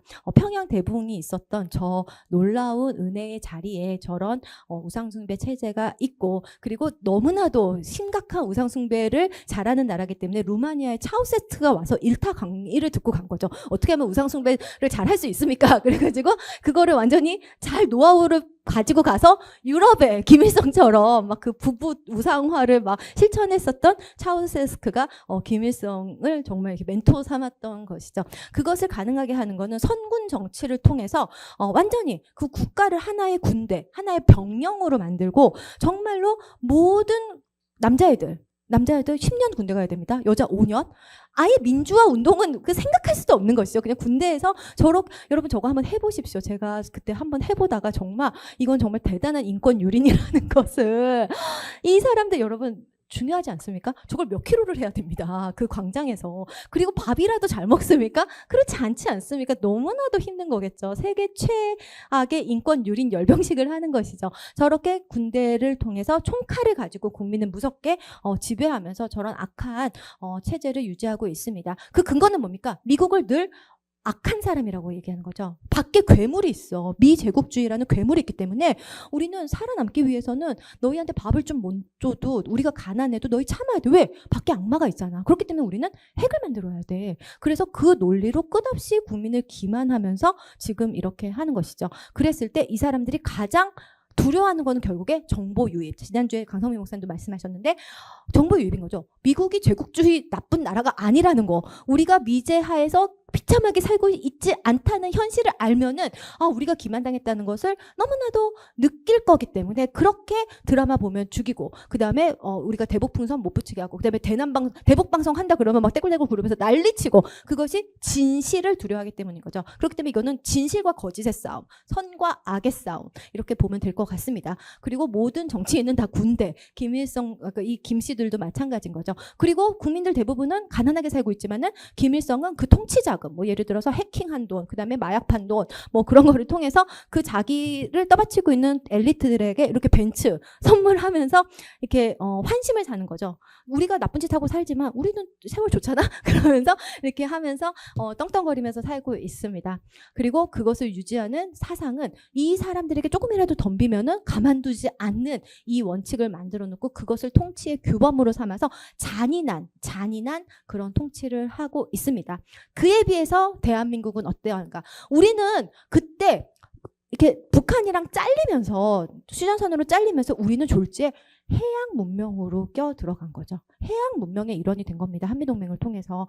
우리는 한 번도 해양 문명인 적이 없었죠. 옛날에 고려에 그 뭐 이슬람 상인들이 온 이후로 조선은 완전히 그런 무역을 다 차단하고 대륙 그 연행 조공 무역만 했기 때문에 바다로 나가본 적이 없었는데 이때 자유민주주의 진영의 해양 국가들, 그러니까 해양 진영의 자유 국가들과 같이 친구를 맺게 되면서 우리는 평생 처음으로, 역사상 처음으로 그 정체성이 해양 교역 국가로 바뀌면서 엄청난 그런 성장 석세스 스토리를 씁니다. 이때 이승만 대통령은 아까 말씀드린 대로 토지 개혁한 게 너무나도 잘했고, 두 번째는 교육혁명을 한 거죠. 그 당시 아빠 엄마들이 애들 교육시키기 싫어했습니다. 교육은 무슨 교육, 집에서 농사 지어야지. 하지만 무슨 소리, 애들을 다 데리고 와서 의무교육 시키면서 정말로 걔네들이 국가의 인재로 성장할 수 있게끔 공부를 열심히 시킨 것이죠. 그래서 6.25 때도 학교 다니고, 그 다음에 이런 거 타이핑도 가르치고, 그 다음에 인하공전, 그 없는 돈에 인천 하와이 대학, 그 하와이 교포들의 모금을 통해서 인하공전도 만들고, 그 다음에 많은 군인들을 미국의 장교 유학을 보내면서 미국의 선진 기술, 그 다음에 군사 기술 같은 것을 배워오게 하는 것이죠. 그것이 정말 중요합니다. 원조 받은 돈으로 그냥 먹고 살기도 바쁠 텐데 그 돈 아껴가지고 교육을 시키는 것이죠. 지금 인도와 중국이 왜 이렇게 가난하냐, 왜 저렇게 빈곤하냐, 그때 공부를 안 시킨 거죠. 인도는 애초에 그냥 여자들 반은 애초에 공부 안 시키고 그 엘리트 몇 명만 공부시키고, 중국도 공부 안 시키지 않습니까? 문화대혁명 한다고 맨날 애들 뛰어다니고 그랬을 때, 그렇기 때문에 이게 산업 고도화가 안 되는 거죠. 국가가 처음에 1차 산업하다가 2차 산업으로 올라가야 되는데 인재가 없기 때문에, 근데 우리는 이렇게 열심히 공부를 시켰기 때문에, 그리고 그것이 이후에 계속 근대화를 이끌어 나갈 수 있었던 이유는 이 교육혁명이라고 생각을 합니다. 그리고 그때 최초의 그런 유학생들을 미국에 보내서 원자로를 만들어서 우리가 에너지를 만들면서 에너지로 우리는 국가 발전을 이뤘고, 북한은 모스크바에 공부해서 온 원자력 기술자들을 통해서 처음부터 영변 핵시설을 만들어서 한나라는 핵무기를 만들고 한나라는 에너지를 만들어서 우리는 산업 국가로 이렇게 잘 성장하게 된 것입니다. 그리고 나서 4.19라는 의거가 있었던 거죠. 저는 이거 훌륭하다고 생각합니다. 그렇다면 지금의 부정선거에 대해서도 우리가 더욱더 각성해야 된다고 동시에 생각합니다. 어쨌든 이승만 대통령은 그때 너무 연로했기 때문에 이거에 그리고 대통령 선출이 분명했기 때문에 사실 관여하지 않고 잘 몰랐으나 학생들을 칭찬하고 하야한 거죠. 내가 이런 애들 키우려고 여태까지 나라 이렇게 열심히 했다. 너희 정말 잘 컸다. 너희 정말 잘 컸다. 너희 정말 자유를 향해서 외치는 자세 너무 훌륭하다. 칭찬하고 그 다친 학생들을 눈물로 위로하고, 내가 지금 좀 떠나 있는 게 국가의 안정이 된다면 좋겠지라고 하와이로 가셨고, 거기서 정말 매일매일 나라를 그리워하시다가 슬프게 돌아가신 거죠. 그리고 나서 장면 정부가 있었을 때, 내각이 있었을 때 정말 완전 개판, 완전히 모든 것이 엉망진창, 아무것도 돌아가지 않는, 우리가 의원 내각제 하면 절대로 안 된다고 생각을 합니다. 의원 내각제는 아무도 책임지지 않으면서 그냥 토호들이 해먹는 이 난장판일 수 있기 때문에, 그 경험을 우리가 이때 1960년에 했기 때문에 그리고 이때 너무나도 그 국가가 비참한 현실에 떨어지는 것을 목도한 이 젊은 장교가 자기의 이 부하들과 함께 혁명 공약을 하면서 5.16 쿠데타를 일으켰습니다. 어떤 사람들은 군인이 나라를 다스린다. 이 사람들이 그 당시 최고의 엘리트들입니다. 그 당시 우리나라 사람들의 전체적인 이 교양과 지성보다 이분들은 유학 갔다 온 사람도 많고 고등교육을 받은 장교들은 최고의 엘리트로서 이분들은 정말로 그런 우국충정의 마음으로 내 무덤에 침을 뱉으라 그랬죠. 나는 역사적으로 나쁜 놈으로 낙인 찍혀도 괜찮아. 하지만 난 진짜 이 나라를 좀 잘 살게 만들어야겠어. 정말로 우리가 좀 비참한 가난에서 벗어나는 그런 일을 좀 하겠어 하면서 모든 비난과 모든 욕먹을 욕바지 될 거를 감수하고 정말로 했기 때문에 이분들을 독재자라고 말하는 거, 이승만 대통령과 박정희를 독재자라고 말하는 사람들에게 저는 진짜 하고 싶은 말이 있습니다. 그렇게 말씀하시면은 진짜 듣는 독재자들, 제대로 된 독재자들 정말 섭섭하다는 것이죠. 진짜 독재자는 여러분 마오쩌둥, 스탈린, 김일성, 자기 나라 국민들이 잘 사는 거 원하지 않는 사람들. 왜? 잘 살게 되면 민주화하자고 할 거 아닙니까? 잘 살게 하면은 당연히 정치개혁 일어날 거 아닙니까? 잘 살게 하지 않고 권력을 영원히 누리고 싶은 사람이 독재자인 거죠. 그분들은 죽을 때까지 하지 않습니까? 이승만 대통령은 자기가 스스로 하야하지 않았습니까? 그리고 청년들이 저렇게 할 때 진짜 독재자는 탱크로 천안문 사태처럼 그러지 않습니까? 그랬을 때 정말로 우리가 이 국가 발전 과정에서 완전한 자유민주주의를 하기 힘들었던 당시 현실을 우리가 좀 인식하고, 그리고 우리가 했던 거는 민주화를 위한 연성 권위주의지, 그거는 진짜 독재, 전체주의와는 완전히 다르다는 것을 우리가 잘 기억해야 된다고 생각을 합니다. 지금 우리나라 교과서가 이승만 부정선거 대통령, 뭐 박정희 독재하다가 살해당한, 그리고 지금 재판을 재심을 하자, 너무 기가 막힌 거죠. 국가 원수를 죽여도 된다는, 지금 그거를 지금 하고 있는 거, 지금 누구 암살하려고 지금 빌드업하고 있는 겁니까? 그랬을 때 우리가 정말로 공정하게 이분들이 당시 처했던 이 국가적 상황, 그 당시에 완전한 자유민주주의를 하면서 국가도 발전시킬 수 있었으면 좋았겠죠. 하지만 그런 나라가 세계에 하나라도 있습니까? 없습니다. 유일하게 가난하고 해방된 나라 중에서 잘 살게 된 두 나라가 타이완인과 우리나라죠. 두 나라 다 연성 권위주의를 통해서 안보를 지키고, 장제스가 안보를 지키고 경제성과 매진하고, 어느 순간이 됐을 때 민주화를 하면서 이렇게 이행하는 거죠. 처음부터 자유민주주의 하자 그러면 진짜 돌아가는 케이스가 하나라도 있으면은 모르겠는데, 돌아가는 케이스가 없는데 환상적으로 완전한 자유민주주의 했어야지 말하는 거는 너무나도 저는 유아적이라고 생각합니다. 유치한 거죠.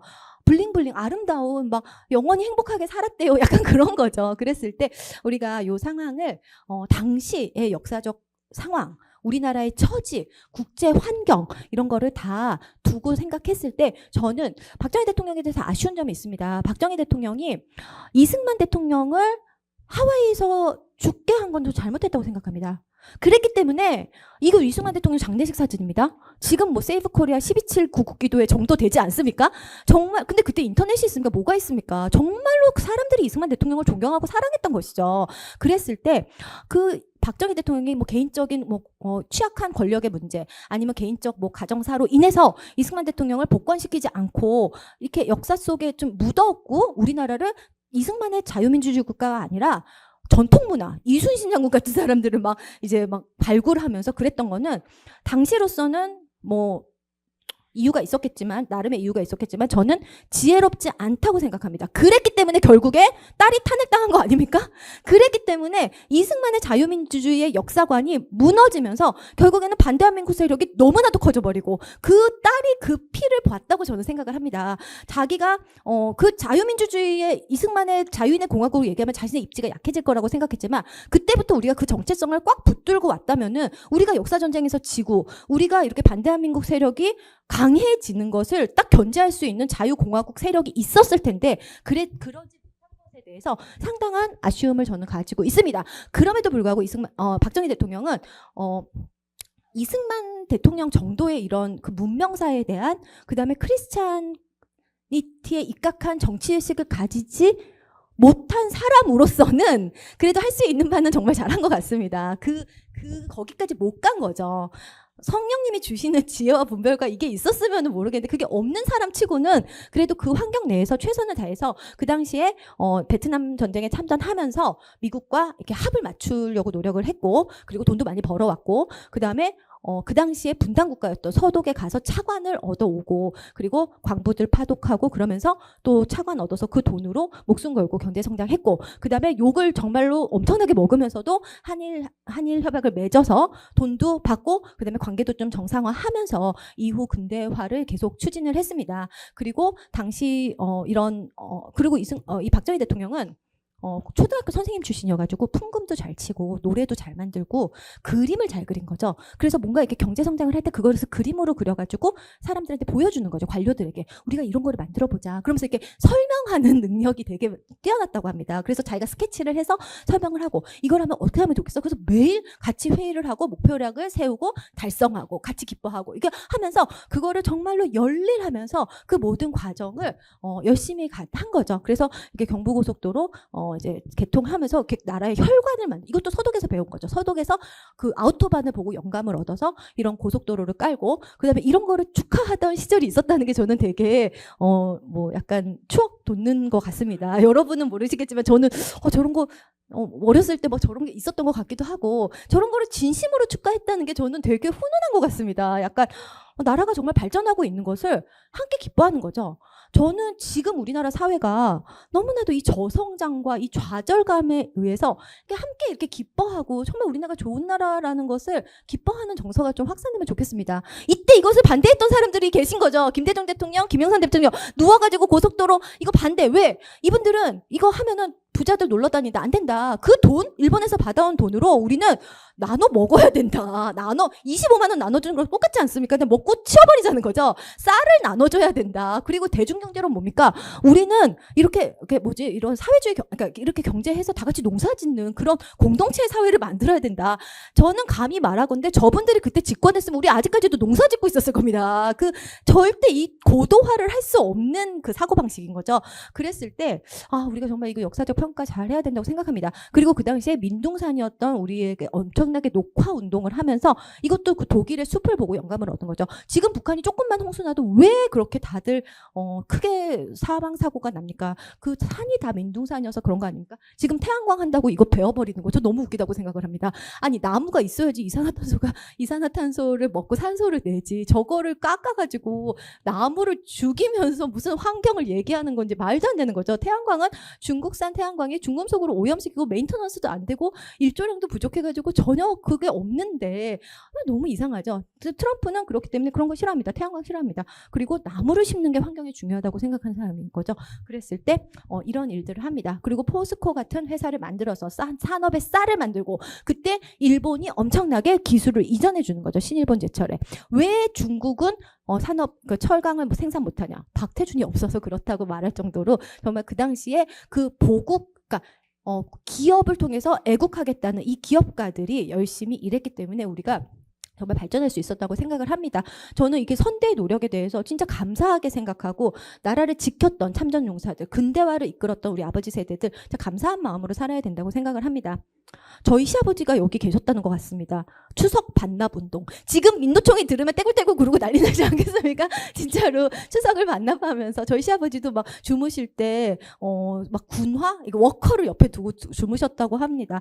저희가 옛날에 그 얘기를 들었을 때 약간 투머치라고 생각을 했는데 이거를 보면서 그래서 우리가 잘 살게 됐구나. 지금 우리가 주 5일제도 아니고 주 4일제 하자 그러고 막 워라벨 맨날 놀자고 그러는 이것이 정말 얼마나 이 선대들의 헌신과 그런 희생에 비교되는지 좀 생각하고 있습니다.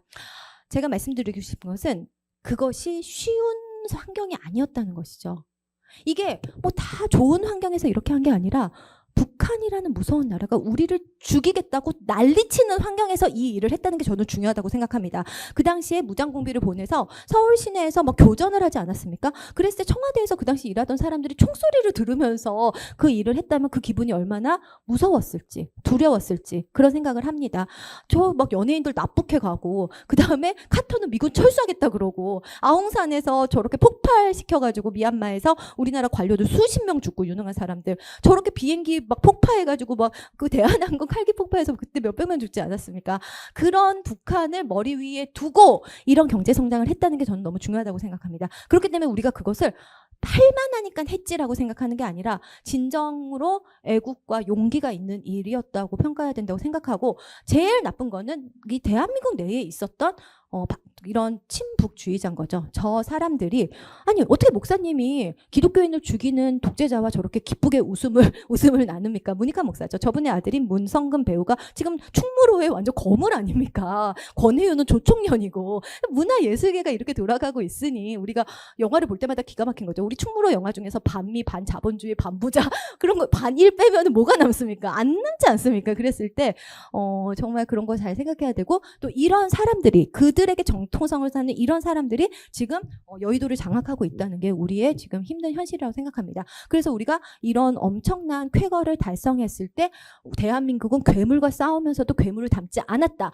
북한이라는 괴물 같은 나라, 사람을 비행기로 폭파시키고 테러하고 납북하고 죽이고 그런 나라와 싸우면서도 그 나라같이 하지 않고 우리가 북한 사람 테러한 적 없지 않습니까? 그랬을 때 하면서도 우리가 경제 성장을 했다는 거 우리가 정말 자부심을 가져야 된다고 생각합니다. 제가 광화문에 있는 시내에 있는 무슨 식당에서 직직한 사진입니다. 박 대통령이 쓴 건데 근검절약, 국태통일. 그래서 제가 와 근검절약 정말로 애국자라고 생각하고 좀 새마을 운동을 통해서 국민의 수천 년 된 체질을 바꾼 거죠. 열심히 일하는 그런 체질로 국민 정서를 바꾼 것도 너무 훌륭하다고 생각을 합니다. 그리고 박정희 대통령이 시해됐을 때 우리나라가 대혼란에 빠지면서 엄청난 인플레이션에 있었는데 이후 전두환 대통령은 그 과정을 수습하고 혼란스러운 국내 정치와 국제 환경 가운데서 그 상황을 수습하면서 훌륭한 리더십으로 엄청난 경제 성장을 이룬 거죠. 이게 전두환 대통령 시절의 경제 성장인 거죠. 너무나도 대단하다고 생각을 합니다. 그리고 인플레를 잡았고 그리고 약속대로 자신이 임기가 끝날 때는 민선 대통령을 뽑게 하면서 민주화를 이룬 거죠. 그리고 나서 그 다음 대통령이 노태우 대통령이 민선 대통령으로 선출되지 않았습니까? 정말로 약속을 지킨 겁니다. 내가 일정 부분 권위주의 통치를 하겠다 하지만은 우리가 지금 이 사태를 지나고 나서는 민주화하겠다. 정말 민주화를 한 거죠. 그렇기 때문에 저는 이것은 정말 세계적인 훌륭한 모델이라고 생각합니다. 그 과정에서 아픔도 있었지만 5.18 진실이 무엇인지 조사하자는 거 아닙니까? 정말 유공자가 누군지 조사하자는 거 아닙니까? 어떻게 시민들이 무기고를 텁니까? 우리가 지금 세이브 코리아 아니 뭐 예를 들어 뭐 애국 집회 나가서 무기고 털면 그때 민주화 투사 되는 겁니까? 그랬을 때 우리가 이런 거 하나하나 좀 재평가하고 무엇보다도 PC가 없어야 되는 거죠. 그건 아니지. 그거는 망언이지 하는 그런 PC 전체주의적인 말을 못하게 하는 그런 문화가 없어지고 학문의 자유, 언론의 자유를 통해서 이런 것들이 하나하나 정말로 역사적 사실이 잘 입증돼서 우리의 이 성공 석세스 스토리가 잘 평가돼야 된다고 생각을 합니다. 그리고 저번 주에 강성민 목사님 말씀하셨던 것처럼 이 88 올림픽은 정말로 북한, 남한 정말 우리가 3배 못 살았는데 우리가 수십 년 동안 어떻게 해서 우리 이런 나라 됐다는 걸 전 세계에 알리는 우리 체제가 승리했다는 것이죠. 북한 공산주의, 김일성의 북한이 아니라 이승만의 대한민국이 훨씬 성공적인 나라라는 걸 전 세계에 알리고 이 올림픽이 중요했던 이유는 여기 출전한 동구권 사람들이 이걸 보고 기절초풍한 거죠. 우리는 이렇게 더럽게 못 사는데 쟤네는 어떻게 저렇게 된 거야? 우리가 하는 이 제도 틀린 거 아니야? 이 체제 틀린 거 아니라는 자신들의 신념에 대한 극도의 의심을 불어넣어두면서 이후에 베를린 장벽이 무너지고 그리고 동구권이 자유화되는데 결정적인 역할을 하는 그 신호탄이 됐다고 생각을 합니다. 정말 한강의 기적이라고 생각을 하고 우리가 자부심을 느끼고 자유민주주의가 옳았다. 이승만이 옳았다는 것이 우리와 북한의 이 체제 전쟁을 통해서 나타난다고 생각을 합니다. 저는 뭐 얘네 노래 한 개도 모릅니다. 사실 블랙핑크 노래 한 개도 모르지만 제가 하고 싶은 말은 뭐냐면은 얘네가 조선에 태어났으면은 이름도 없이 정말로 뭐 말똥이 무슨 이 부르면서 평생 노예처럼 살다가 죽었을 것이고 북한에 태어났으면은 정말 기쁨도 되든지 아니면은 뭐 중국에 있는 북한 식당 가가지고 그냥 노래하고 그 돈 다 뺏겨가지고 통치자금으로 흘러 들어갔을 거라는 거죠. 어느 체제에 태어났냐. 정말 우리의 삶을 결정하는 게 정치 제도고 자유민주주의이기 때문에 우리가 자유롭고 번영하고 행복하고 전 세계 선교 국가가 될 수 있는 그런 나라였다는 것을 우리가 잘 생각해야 된다고 생각을 합니다. 그리고 지금 납북 여성들, 탈북 여성들 북한에서 중국에서 비참하게 인신매매 당하면서 지내고 있는데 우리가 그 얘기 나중에 지연아 선생님 통해서 듣겠지만은 이런 인권이 우리가 생각해야 되는 인권이지 성소수자 인권, 뭐 뺨이 뭐 동물권 그런 거 얘기할 때가 아니라고 생각합니다. 저는 진정한 천부인권에 대해서 우리가 생각해야 되는 시절이라고 생각을 합니다. 냉전이 종식됐을 때 아까 그 1타 강의 듣고 갔었던 차우세스크도 비참하게 이제 죽었고 그리고 북한도 망했어야 됩니다. 동구권 국가가 망했을 때 북한도 제일 같이 망했어야 되는 거죠. 근데 왜 안 망했습니까? 햇빛 정책해서 망하지 않았습니까? 돈 줘서 그냥 놔뒀으면 망했을 텐데 그 당시에 돈 줬고 그 돈으로 그 당시에 유럽에 있는 대사관 지금 탈출하신 북한 대사의 얘기를 들었는데 그 당시에 장성택이 이태리 대사관에 와서 막 울었다고 합니다. 이제 우리나라 진짜 망할 것 같아. 북한 망할 것 같아. 평양에도 아사자가 나오고 있어. 왜? 91년에 소련이 망하면서 원조가 끊긴 거죠. 그 당시에는 소련이 먹여 살려줬는데 원조가 끊기면서 북한은 정말 평양에서도 아사자가 나올 정도로 진짜 곤망할 거였는데 정말로 저렇게 남북회담 하면서 갑자기 소 보내고 저 소 다 죽었다고 합니다. 왜? 사료 기술이 없어서. 그리고 그 돈으로 결국에는 핵을 만들어서 그 체제가 유지된 거죠. 그 체제가 유지되고 그 돈으로 핵을 만들었고 그 과정에서 주민들은 300만 명이 굶어 죽은 거죠. 너무 빤하지 않습니까? 북한에 돈을 주면은 그 돈이 주민에게 가겠습니까? 그 돈이 체제 유지를 위한 거 가겠습니까? 그리고 나서 쓸데없이 육자회담 같은 거 계속하면서 세월만 보내면서 스몰 딜, 그냥 조금 받는 신용하면은 돈 주고, 그 다음에 이후에 또 발전시켜서 또 위협하면은 또 돈 주고, 그런 식으로 계속 해왔는데 그거를 커트한 사람이 트럼프 거죠. 더 이상 속지 않겠다. 우리는 그런 스몰딜 안 해. CVID 안 하면 우리는 아무 얘기도 하지 않겠어 하면서 지금 완전히 다른 대북 정책을 하는 게 트럼프 대통령이라는 것을. 그리고 우리가 북한을 살려줬다는 걸. 북한은 91년에 다른 나라들과 같이, 동구권 나라들과 같이 망했어야 되는 건데 우리나라에서 북한을 사랑하는 사람들, 북한의 이익을 추구하는 사람들 때문에 북한에게 돈이 갔고 식량이 갔고 그 돈으로 체제가 유지됐다는 거에서 우리는 정말 뼈 아프게 생각해야 된다고 생각합니다. 이때 약간 전쟁 위기가 있었지만은 우리가 조금 더 강심장으로 나갔으면은 이때 정말로 지금까지, 그 후로 지금까지 북한 주민의 눈물과 고통과 고난은 없어졌을 텐데 너무나도 안타깝게 생각하고, 김대중 대통령의 노벨상, 뭐 한강의 노벨상도 그렇지만 진짜 노벨상이 도대체 어떤 상인지에 대해서도 우리가 잘 생각해야 된다고 생각하고 역사적으로 재평가해야 된다고 생각을 합니다. 이게 정말 전체주의의 극치인 거죠. 당이 결심하면 우리는 한다. 우리 생각 같은 거 전혀 중요하지 않습니다. 이런 날, 그리고 정말로 이 매스게임 하면서 아이들을 고통스럽게 하는 나라, 그리고 저렇게 미라를 만들어가지고 정말로 태양신으로 숭배하는 정말로 우상숭배 체제가 지금까지 유지되고 있다는 거. 저 미라를 유지하는데 1년에 7억이 든다는데 저것만 또 안 해도 뭐 그게 뭐 하지만 정말 저런 데 돈을 쓰면서 주민을 희생시키는 저 체제가 얼마나 악한지 우리가 맨날 내부자적 시선을 가져야 되는데 내재적 접근해야 된다는 말 저 제일 싫어합니다. 크리스찬은 선악의 구분이 있는 거죠.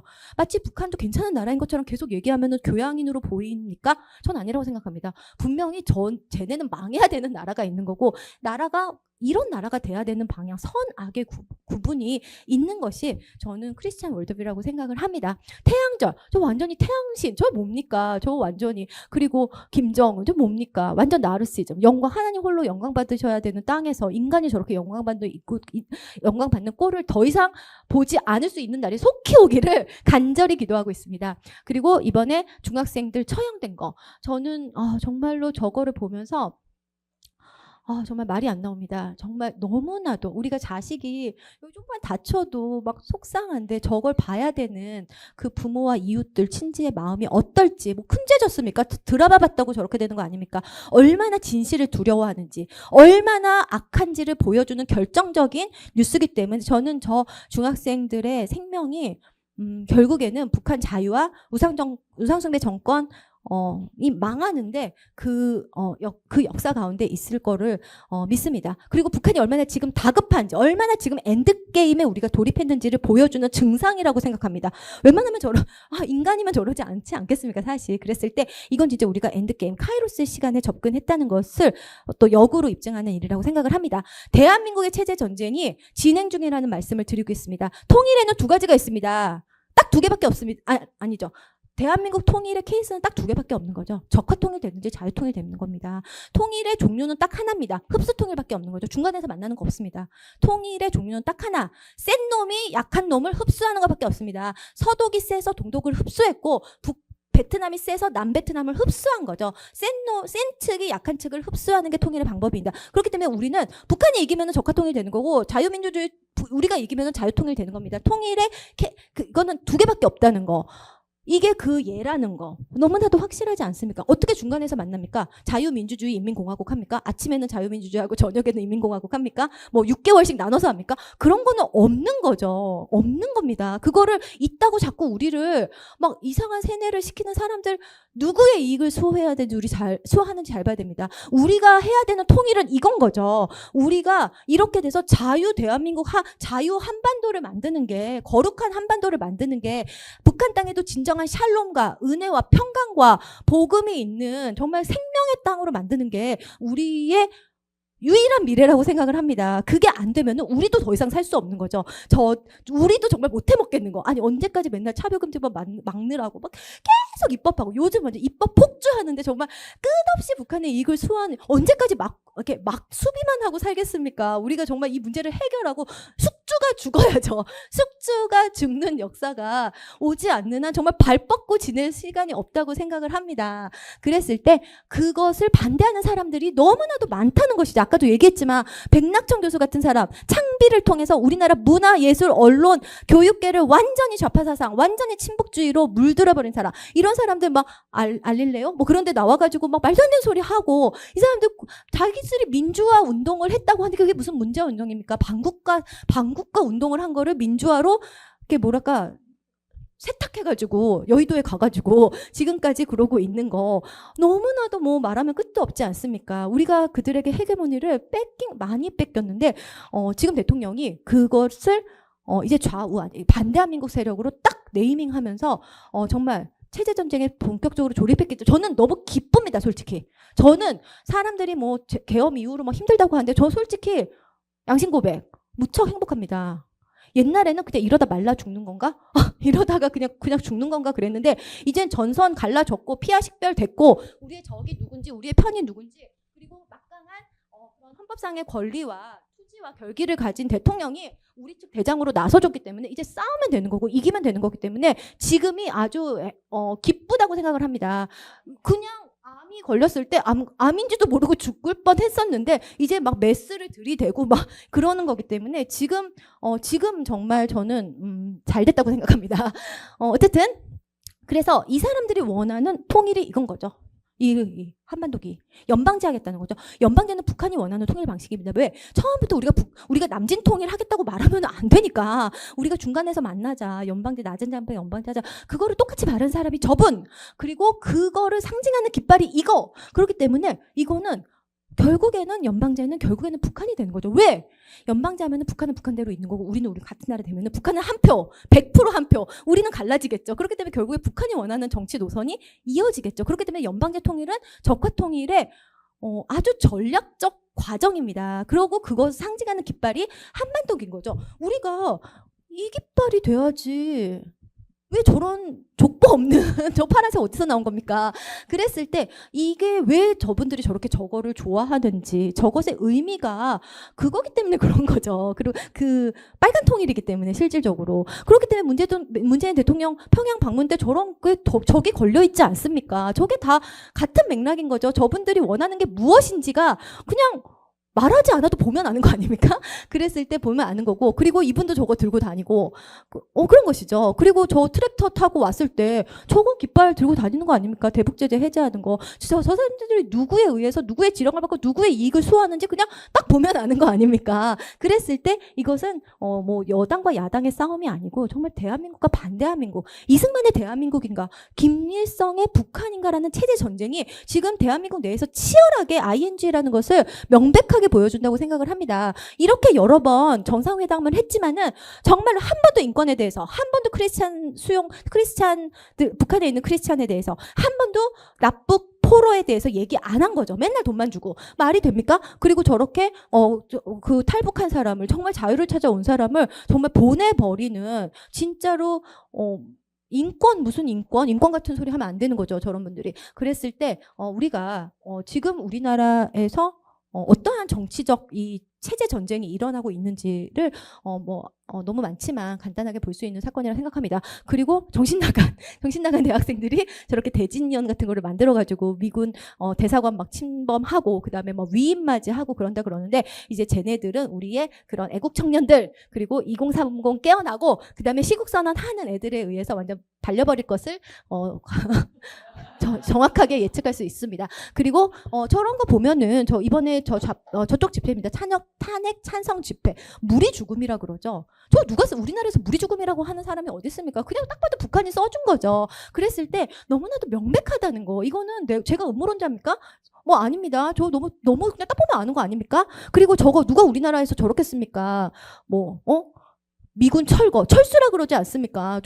누가 봐도 우리나라 사람이 쓴 게 아니죠. 지금 헌법재판소 TF가 다 중국 사람이라는 게 드러나고 그랬을 때 저거는 배후에 누가 있는지 너무나도 빤한 거 아닙니까? 너무나도 빤한 거. 그랬을 때 우리가 정말로 누구와 싸우고 있는지 우리는 한미동맹을 근간으로 지금 러시아 뺏겼습니다. 북한과 중국과 같이 싸우고 있다는 거. 그 사람들이 옛날에는 북한을 추종했지만 이제 세월이 바뀌어서 중국을 추종하는 걸로 노선이 바뀌고 있는 거죠. 그랬을 때 그것을 잘 봐야 된다고 생각을 합니다. 중국은 이 전쟁에서 질 생각이 하나도 없습니다. 초환전으로 이 전쟁에 임하는 거죠. 왜? 중국의 입장에서 아까 말씀드린 대로 우리가 다유민주주의 통일이 되면은 미군이랑 이 국경을 나누는 게 절대 견딜 수 없는 겁니다. 그렇기 때문에 6.25도 쳐들어왔던 것이죠. 하지만 중국의 입장에서 우리가 빨개진다면은 태평양으로 빵 나갈 수 있는 것이죠. 그렇기 때문에 중국이 지속적인 부상을 하고 세지려면은 바다에서 승리해야 되고 그러기 위해서는 여기서 자유를 없애버려야 되는 거. 요 땅 끝까지 사회주의를 확장하는 게 중국의 이익에 너무나도 부합하기 때문에 중국은 이 전쟁에서 절대로 물러서지 않을 것이고 초한전을 계속할 것입니다. 그것이 위기에 닥친 게 트럼프 당선인 거죠. 그 계획에. 중국은 초한전이라는 unlimited war, unrestricted war를 해서 모든 방식으로 전쟁을 하는 거죠. 공자학원을 만들어가지고 중국 사상을 전파하고 그 다음에 마약을 제2의 아편전쟁을 전 세계를 향해서 하는 거죠. 마약을 유통하고 그 다음에 뭐 그 크레인에다가 슈퍼컴퓨터를 넣어가지고 그 무역을 다 하고 그 다음에 그 뭐 인구를 역전시키고 그 다음에 투표권. 근데 이제 그것도 우리가 안보를 잘 해야 되는데 간첩도 기소하지 못하게 하고 투표권도 막 주고 주민투표권 그런 거 만들고 그렇기 때문에 이 침투 전략에 우리가 완전히 웰컴하고 있는 그런 의회 결정들이 지금 있다는 게 우리나라 안보에 너무나도 위험이라고 생각을 합니다. 우리가 홍콩이 어떻게 되는지 봤습니다. 엘리트가 대부분의 사람들은 중국을 싫어하지만 엘리트가 오염되고 엘리트가 선거를 팔아먹거나 엘리트가 이상한 입법 활동을 할 때 어떻게 되는지를 분명히 봤기 때문에 우리가 지금 헌법재판소에서 있는 일들 지금 이 구조들 잘 봐야 된다고 생각을 합니다. 목소리를 내야 되는 거죠. 우리가 프로테스탄트이기 때문에 프로테스트하는 사람들입니다. 우리의 족보 자체가 그렇기 때문에 잘 해야 된다고 생각을 합니다. 시진핑 지금까지도 중국의 대한민국 침략에 대해서 한 번도 후회하지 않습니다. 그것이 옳았다는 거죠. 왜? 그것이 중국의 국익이니까. 중국은 늘 확장하고 싶어 하니까. 그리고 쉐쉐하면 된다고 말하는 거. 저거 정말로 자신이 어떤 사람인지를 너무나도 저렇게 커밍아웃을 솔직히 해줍니까? 친절하게? 저는 너무 웃기다. 이번에 우덜식 가가지고 완전 나라 팔아먹으려고 간 겁니까? 도대체 자기가 가서 무슨 원세계입니까? 그랬을 때 저런 그 중국몽은 중국의 패권국이 돼서 우리가 중국의 질서에 살자는 겁니다. 그 중국의 질서, 자유민주주의 질서가 아니라 중국의 질서 속에 살자는 거, 속국이 되다는 거죠. 그리고 뭐 정말 그리고 이런 조정래 같은 사람들, 이런 사람들이 그런 좌익 역사관 아닙니까? 그 빨치산들을 미화하는 그런 소설을 쓴 사람들이 이제 와서는 중국이 마치 패권국이 될 것 같이 소설을 쓰고 그거를 수많은 사람들이 또 읽고 마치 앞으로의 세상을 중국의 줄 잘 서는 게 좋은 거라는 그런 잘못된 그런 거를 자꾸 인식할 때 우리는 여러분 냉전에서 미국이 이겼으니까 우리가 지금 이렇게 살고 있는 것이죠. 소련이 이겼으면 우리는 KGB 감시 밑에서 살지 않았겠습니까?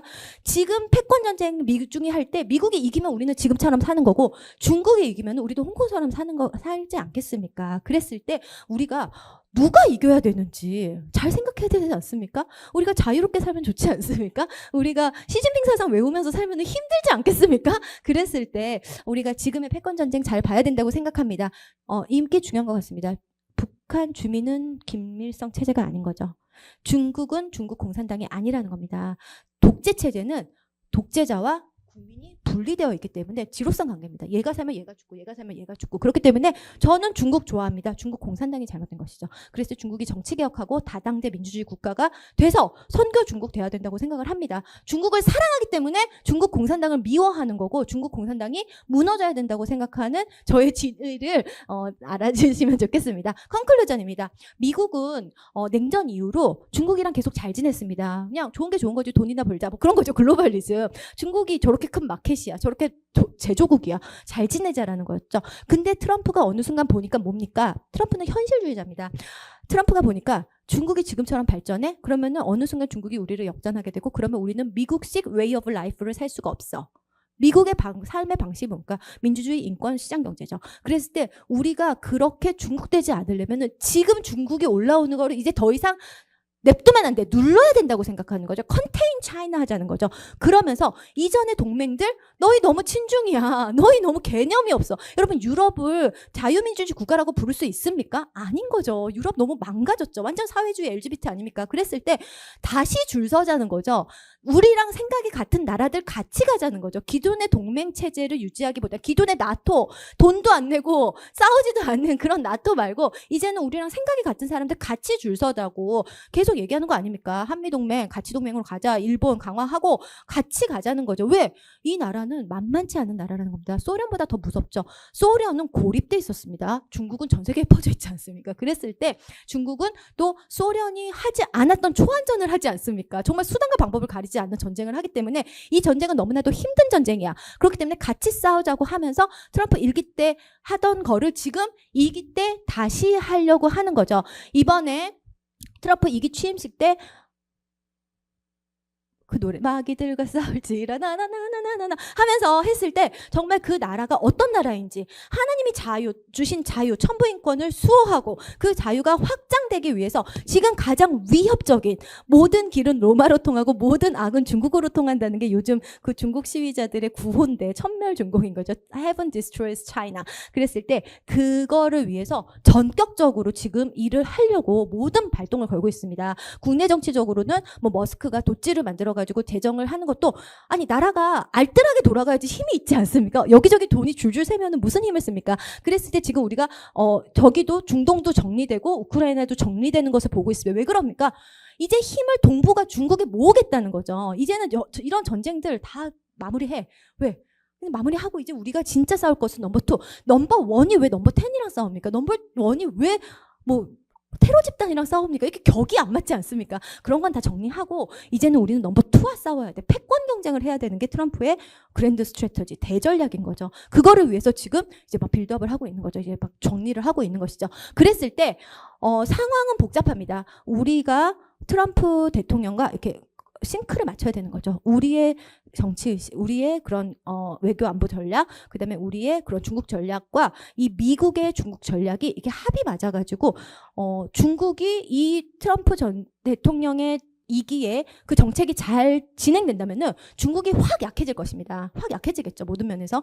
그러면 중국이 약해지면 북한을 돌볼 힘이 없는 겁니다. 중국이 내 몸 건사하기가 너무 힘들면은 중국이 위구르를 포기하겠습니까? 티벳을 포기하겠습니까? 그나마 북한은 순위가 밀리는 거죠. 우리 땅이 아니니까. 그랬을 때 북한은 중국 없으면 살 수 없는 나라 아닙니까? 모든 게 다 중국으로 아니 북한이 뭐가 있습니까? 뭐 먹을 게 충분합니까? 뭐 에너지가 있습니까? 석유도 하나도 없지 않습니까? 그랬을 때 중국이 약화돼서 북한이 약화되면은 그것이 우리의 통일 기회인 거죠. 북한이 너무 약화되고 그리고 중국이 패권 전쟁에 의해서 약화되는 것이 한반도의 변혁이 일어날 수 있는 절호의 기회라는 겁니다. 그래서 우리가 이 기회를 91년도에 놓친 이 기회를 이번에는 놓치지 않아야 된다는 게 저의 생각이고 그러기 위해서는 우리가 대한민국이 일단 우리의 적은 누구인가? 우리의 역사의 방향은 무엇인가? 통일의 방향과 그 방법은 무엇인가에 대해서 잘 생각하고 이 기회를 국제 자유진영과 함께 한미일 삼각 공조를 통해서 자유의 확장을 이뤄야 된다는 게 저의 생각입니다. 하지만 그럼에도 불구하고 지금 너무 치열하지 않습니까? 당장 탄핵이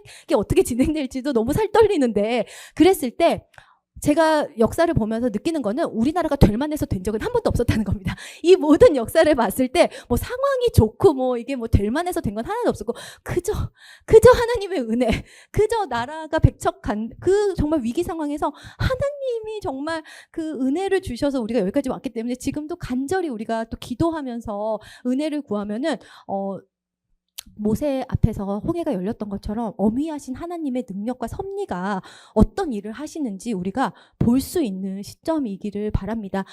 유엔군이 이제 중앙청을 수복하고 기도하는 사진입니다.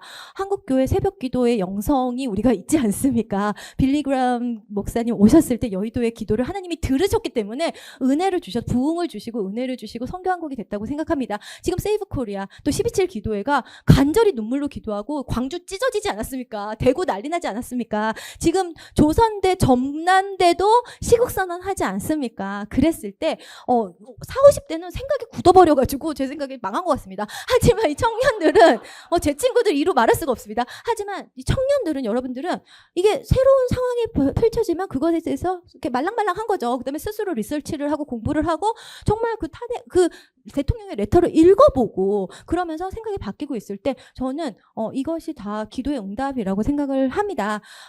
그 나라가 우리가 통일된 나라, 우리가 통일되면 돈 들잖아. 아닙니다. 통일이 안 됐을 때 계속 불필요한 에너지가 다 쓰이고 우리가 이것 때문에 이 고생하고 이거 사는 거 생각하면은 우리가 통일되면 얼마나 좋은 나라가 될지는 뭐 이제 많은 석학들이 얘기를 하고 계산을 합니다. 아주 세계적인 강대국이 될 수 있다고 생각을 하는데 저번 주에 목사님 말씀하셨던 대로 그것이 우리가 생각하는 이유는 아닙니다. 우리의 이유는 북한이 해방되고 그들도 우리와 같은 자유와 번영과 신앙의 자유 함께 찬양하고 기도하는 거겠죠. 하지만 하나님 모르는 사람들은 또 이런 자료를 통해서 설득할 수 있다고 생각을 합니다. 우상숭배 체제는 아무리 대단해 봐야 얼마 못 가지 않습니까? 뭐 바벨론, 로마 뭐 다 그렇지 않습니까? 그렇기 때문에 북한은 필망할 존재입니다. 그럼에도 불구하고 그 시간이 연장되지 않는 것은 우리가 자유의 편에 서서 자유의 확장을 향해서 우리나라의 힘, 우리 개인의 힘을 중력을 실어야지 자유진영과 함께 가야지. 우리가 어중간하고 막 맨날 밸런스 얘기하고 막 그리고 뭐 그런 얘기하면은 택도 힘들 거라고 생각합니다. 그렇기 때문에 우리가 이 기계를 생각하고 미국이라는 자유를 사랑하는, 그리고 트럼프 이기 막강한 힘으로 전체주의, 공산주의를 이기겠다고 하는 지금 그때 우리는 미국의 최강 동맹 아닙니까? 함께 싸웠습니다. 혈맹 아닙니까? 그랬을 때 let's go together 하면서 자유의 확장을 해서 정말 북한 해방, 그리고 이번에 트럼프 대통령이 주한미군이랑 통화한 거는 아직은 이제 상황이 많지만은 아주 고무적인 현상이라고 생각합니다. 그래서 우리는 이 공산주의에 둘러싸여가지고 끝에 있는 나라 아닙니까? 이스라엘은 이슬람 전체주의에 둘러싸여서 있는 1948년에 똑같이 같은 해에 건국된 두 개의 자유민주주의 국가입니다. 정말 적에게 둘러싸여 있는, 얘네는 별신, 얘네는 달신, 완전 일월성신 우상숭배 나라들이 중간에 가득하지 않습니까? 그랬을 때 북한을 지나 중국을 건너 실크로드를 따라서 가서 이스라엘 가서 우리가 정말로 감격스러운 그런 자유의 나라들끼리 함께 세계 선교를 마무리하는 결정적인 세대, 결정적인 역사 되기를 간절히 바라면서 마무리하도록 하겠습니다. 전쟁은 하나님께 속한 것이기 때문에 하나님 나라 확장되는 게 하나님의 뜻 아닙니까? 이건 이미 이긴 전쟁이라고 생각합니다. 절대 우리가 두려워하지 말고 send me, 나를 보내소서 하면은 하나님이 여러분이 가지신 모든 재능과 달란트와 모든 지성과 영성을 통해서 그 일 가운데 귀하게 써주실 것 같습니다. 함께 자유의 확장, 또 복음의 확장, 세계 선교 마무리를 위해서 쓰임받는 우리 되기를 간절히 바랍니다. 감사합니다.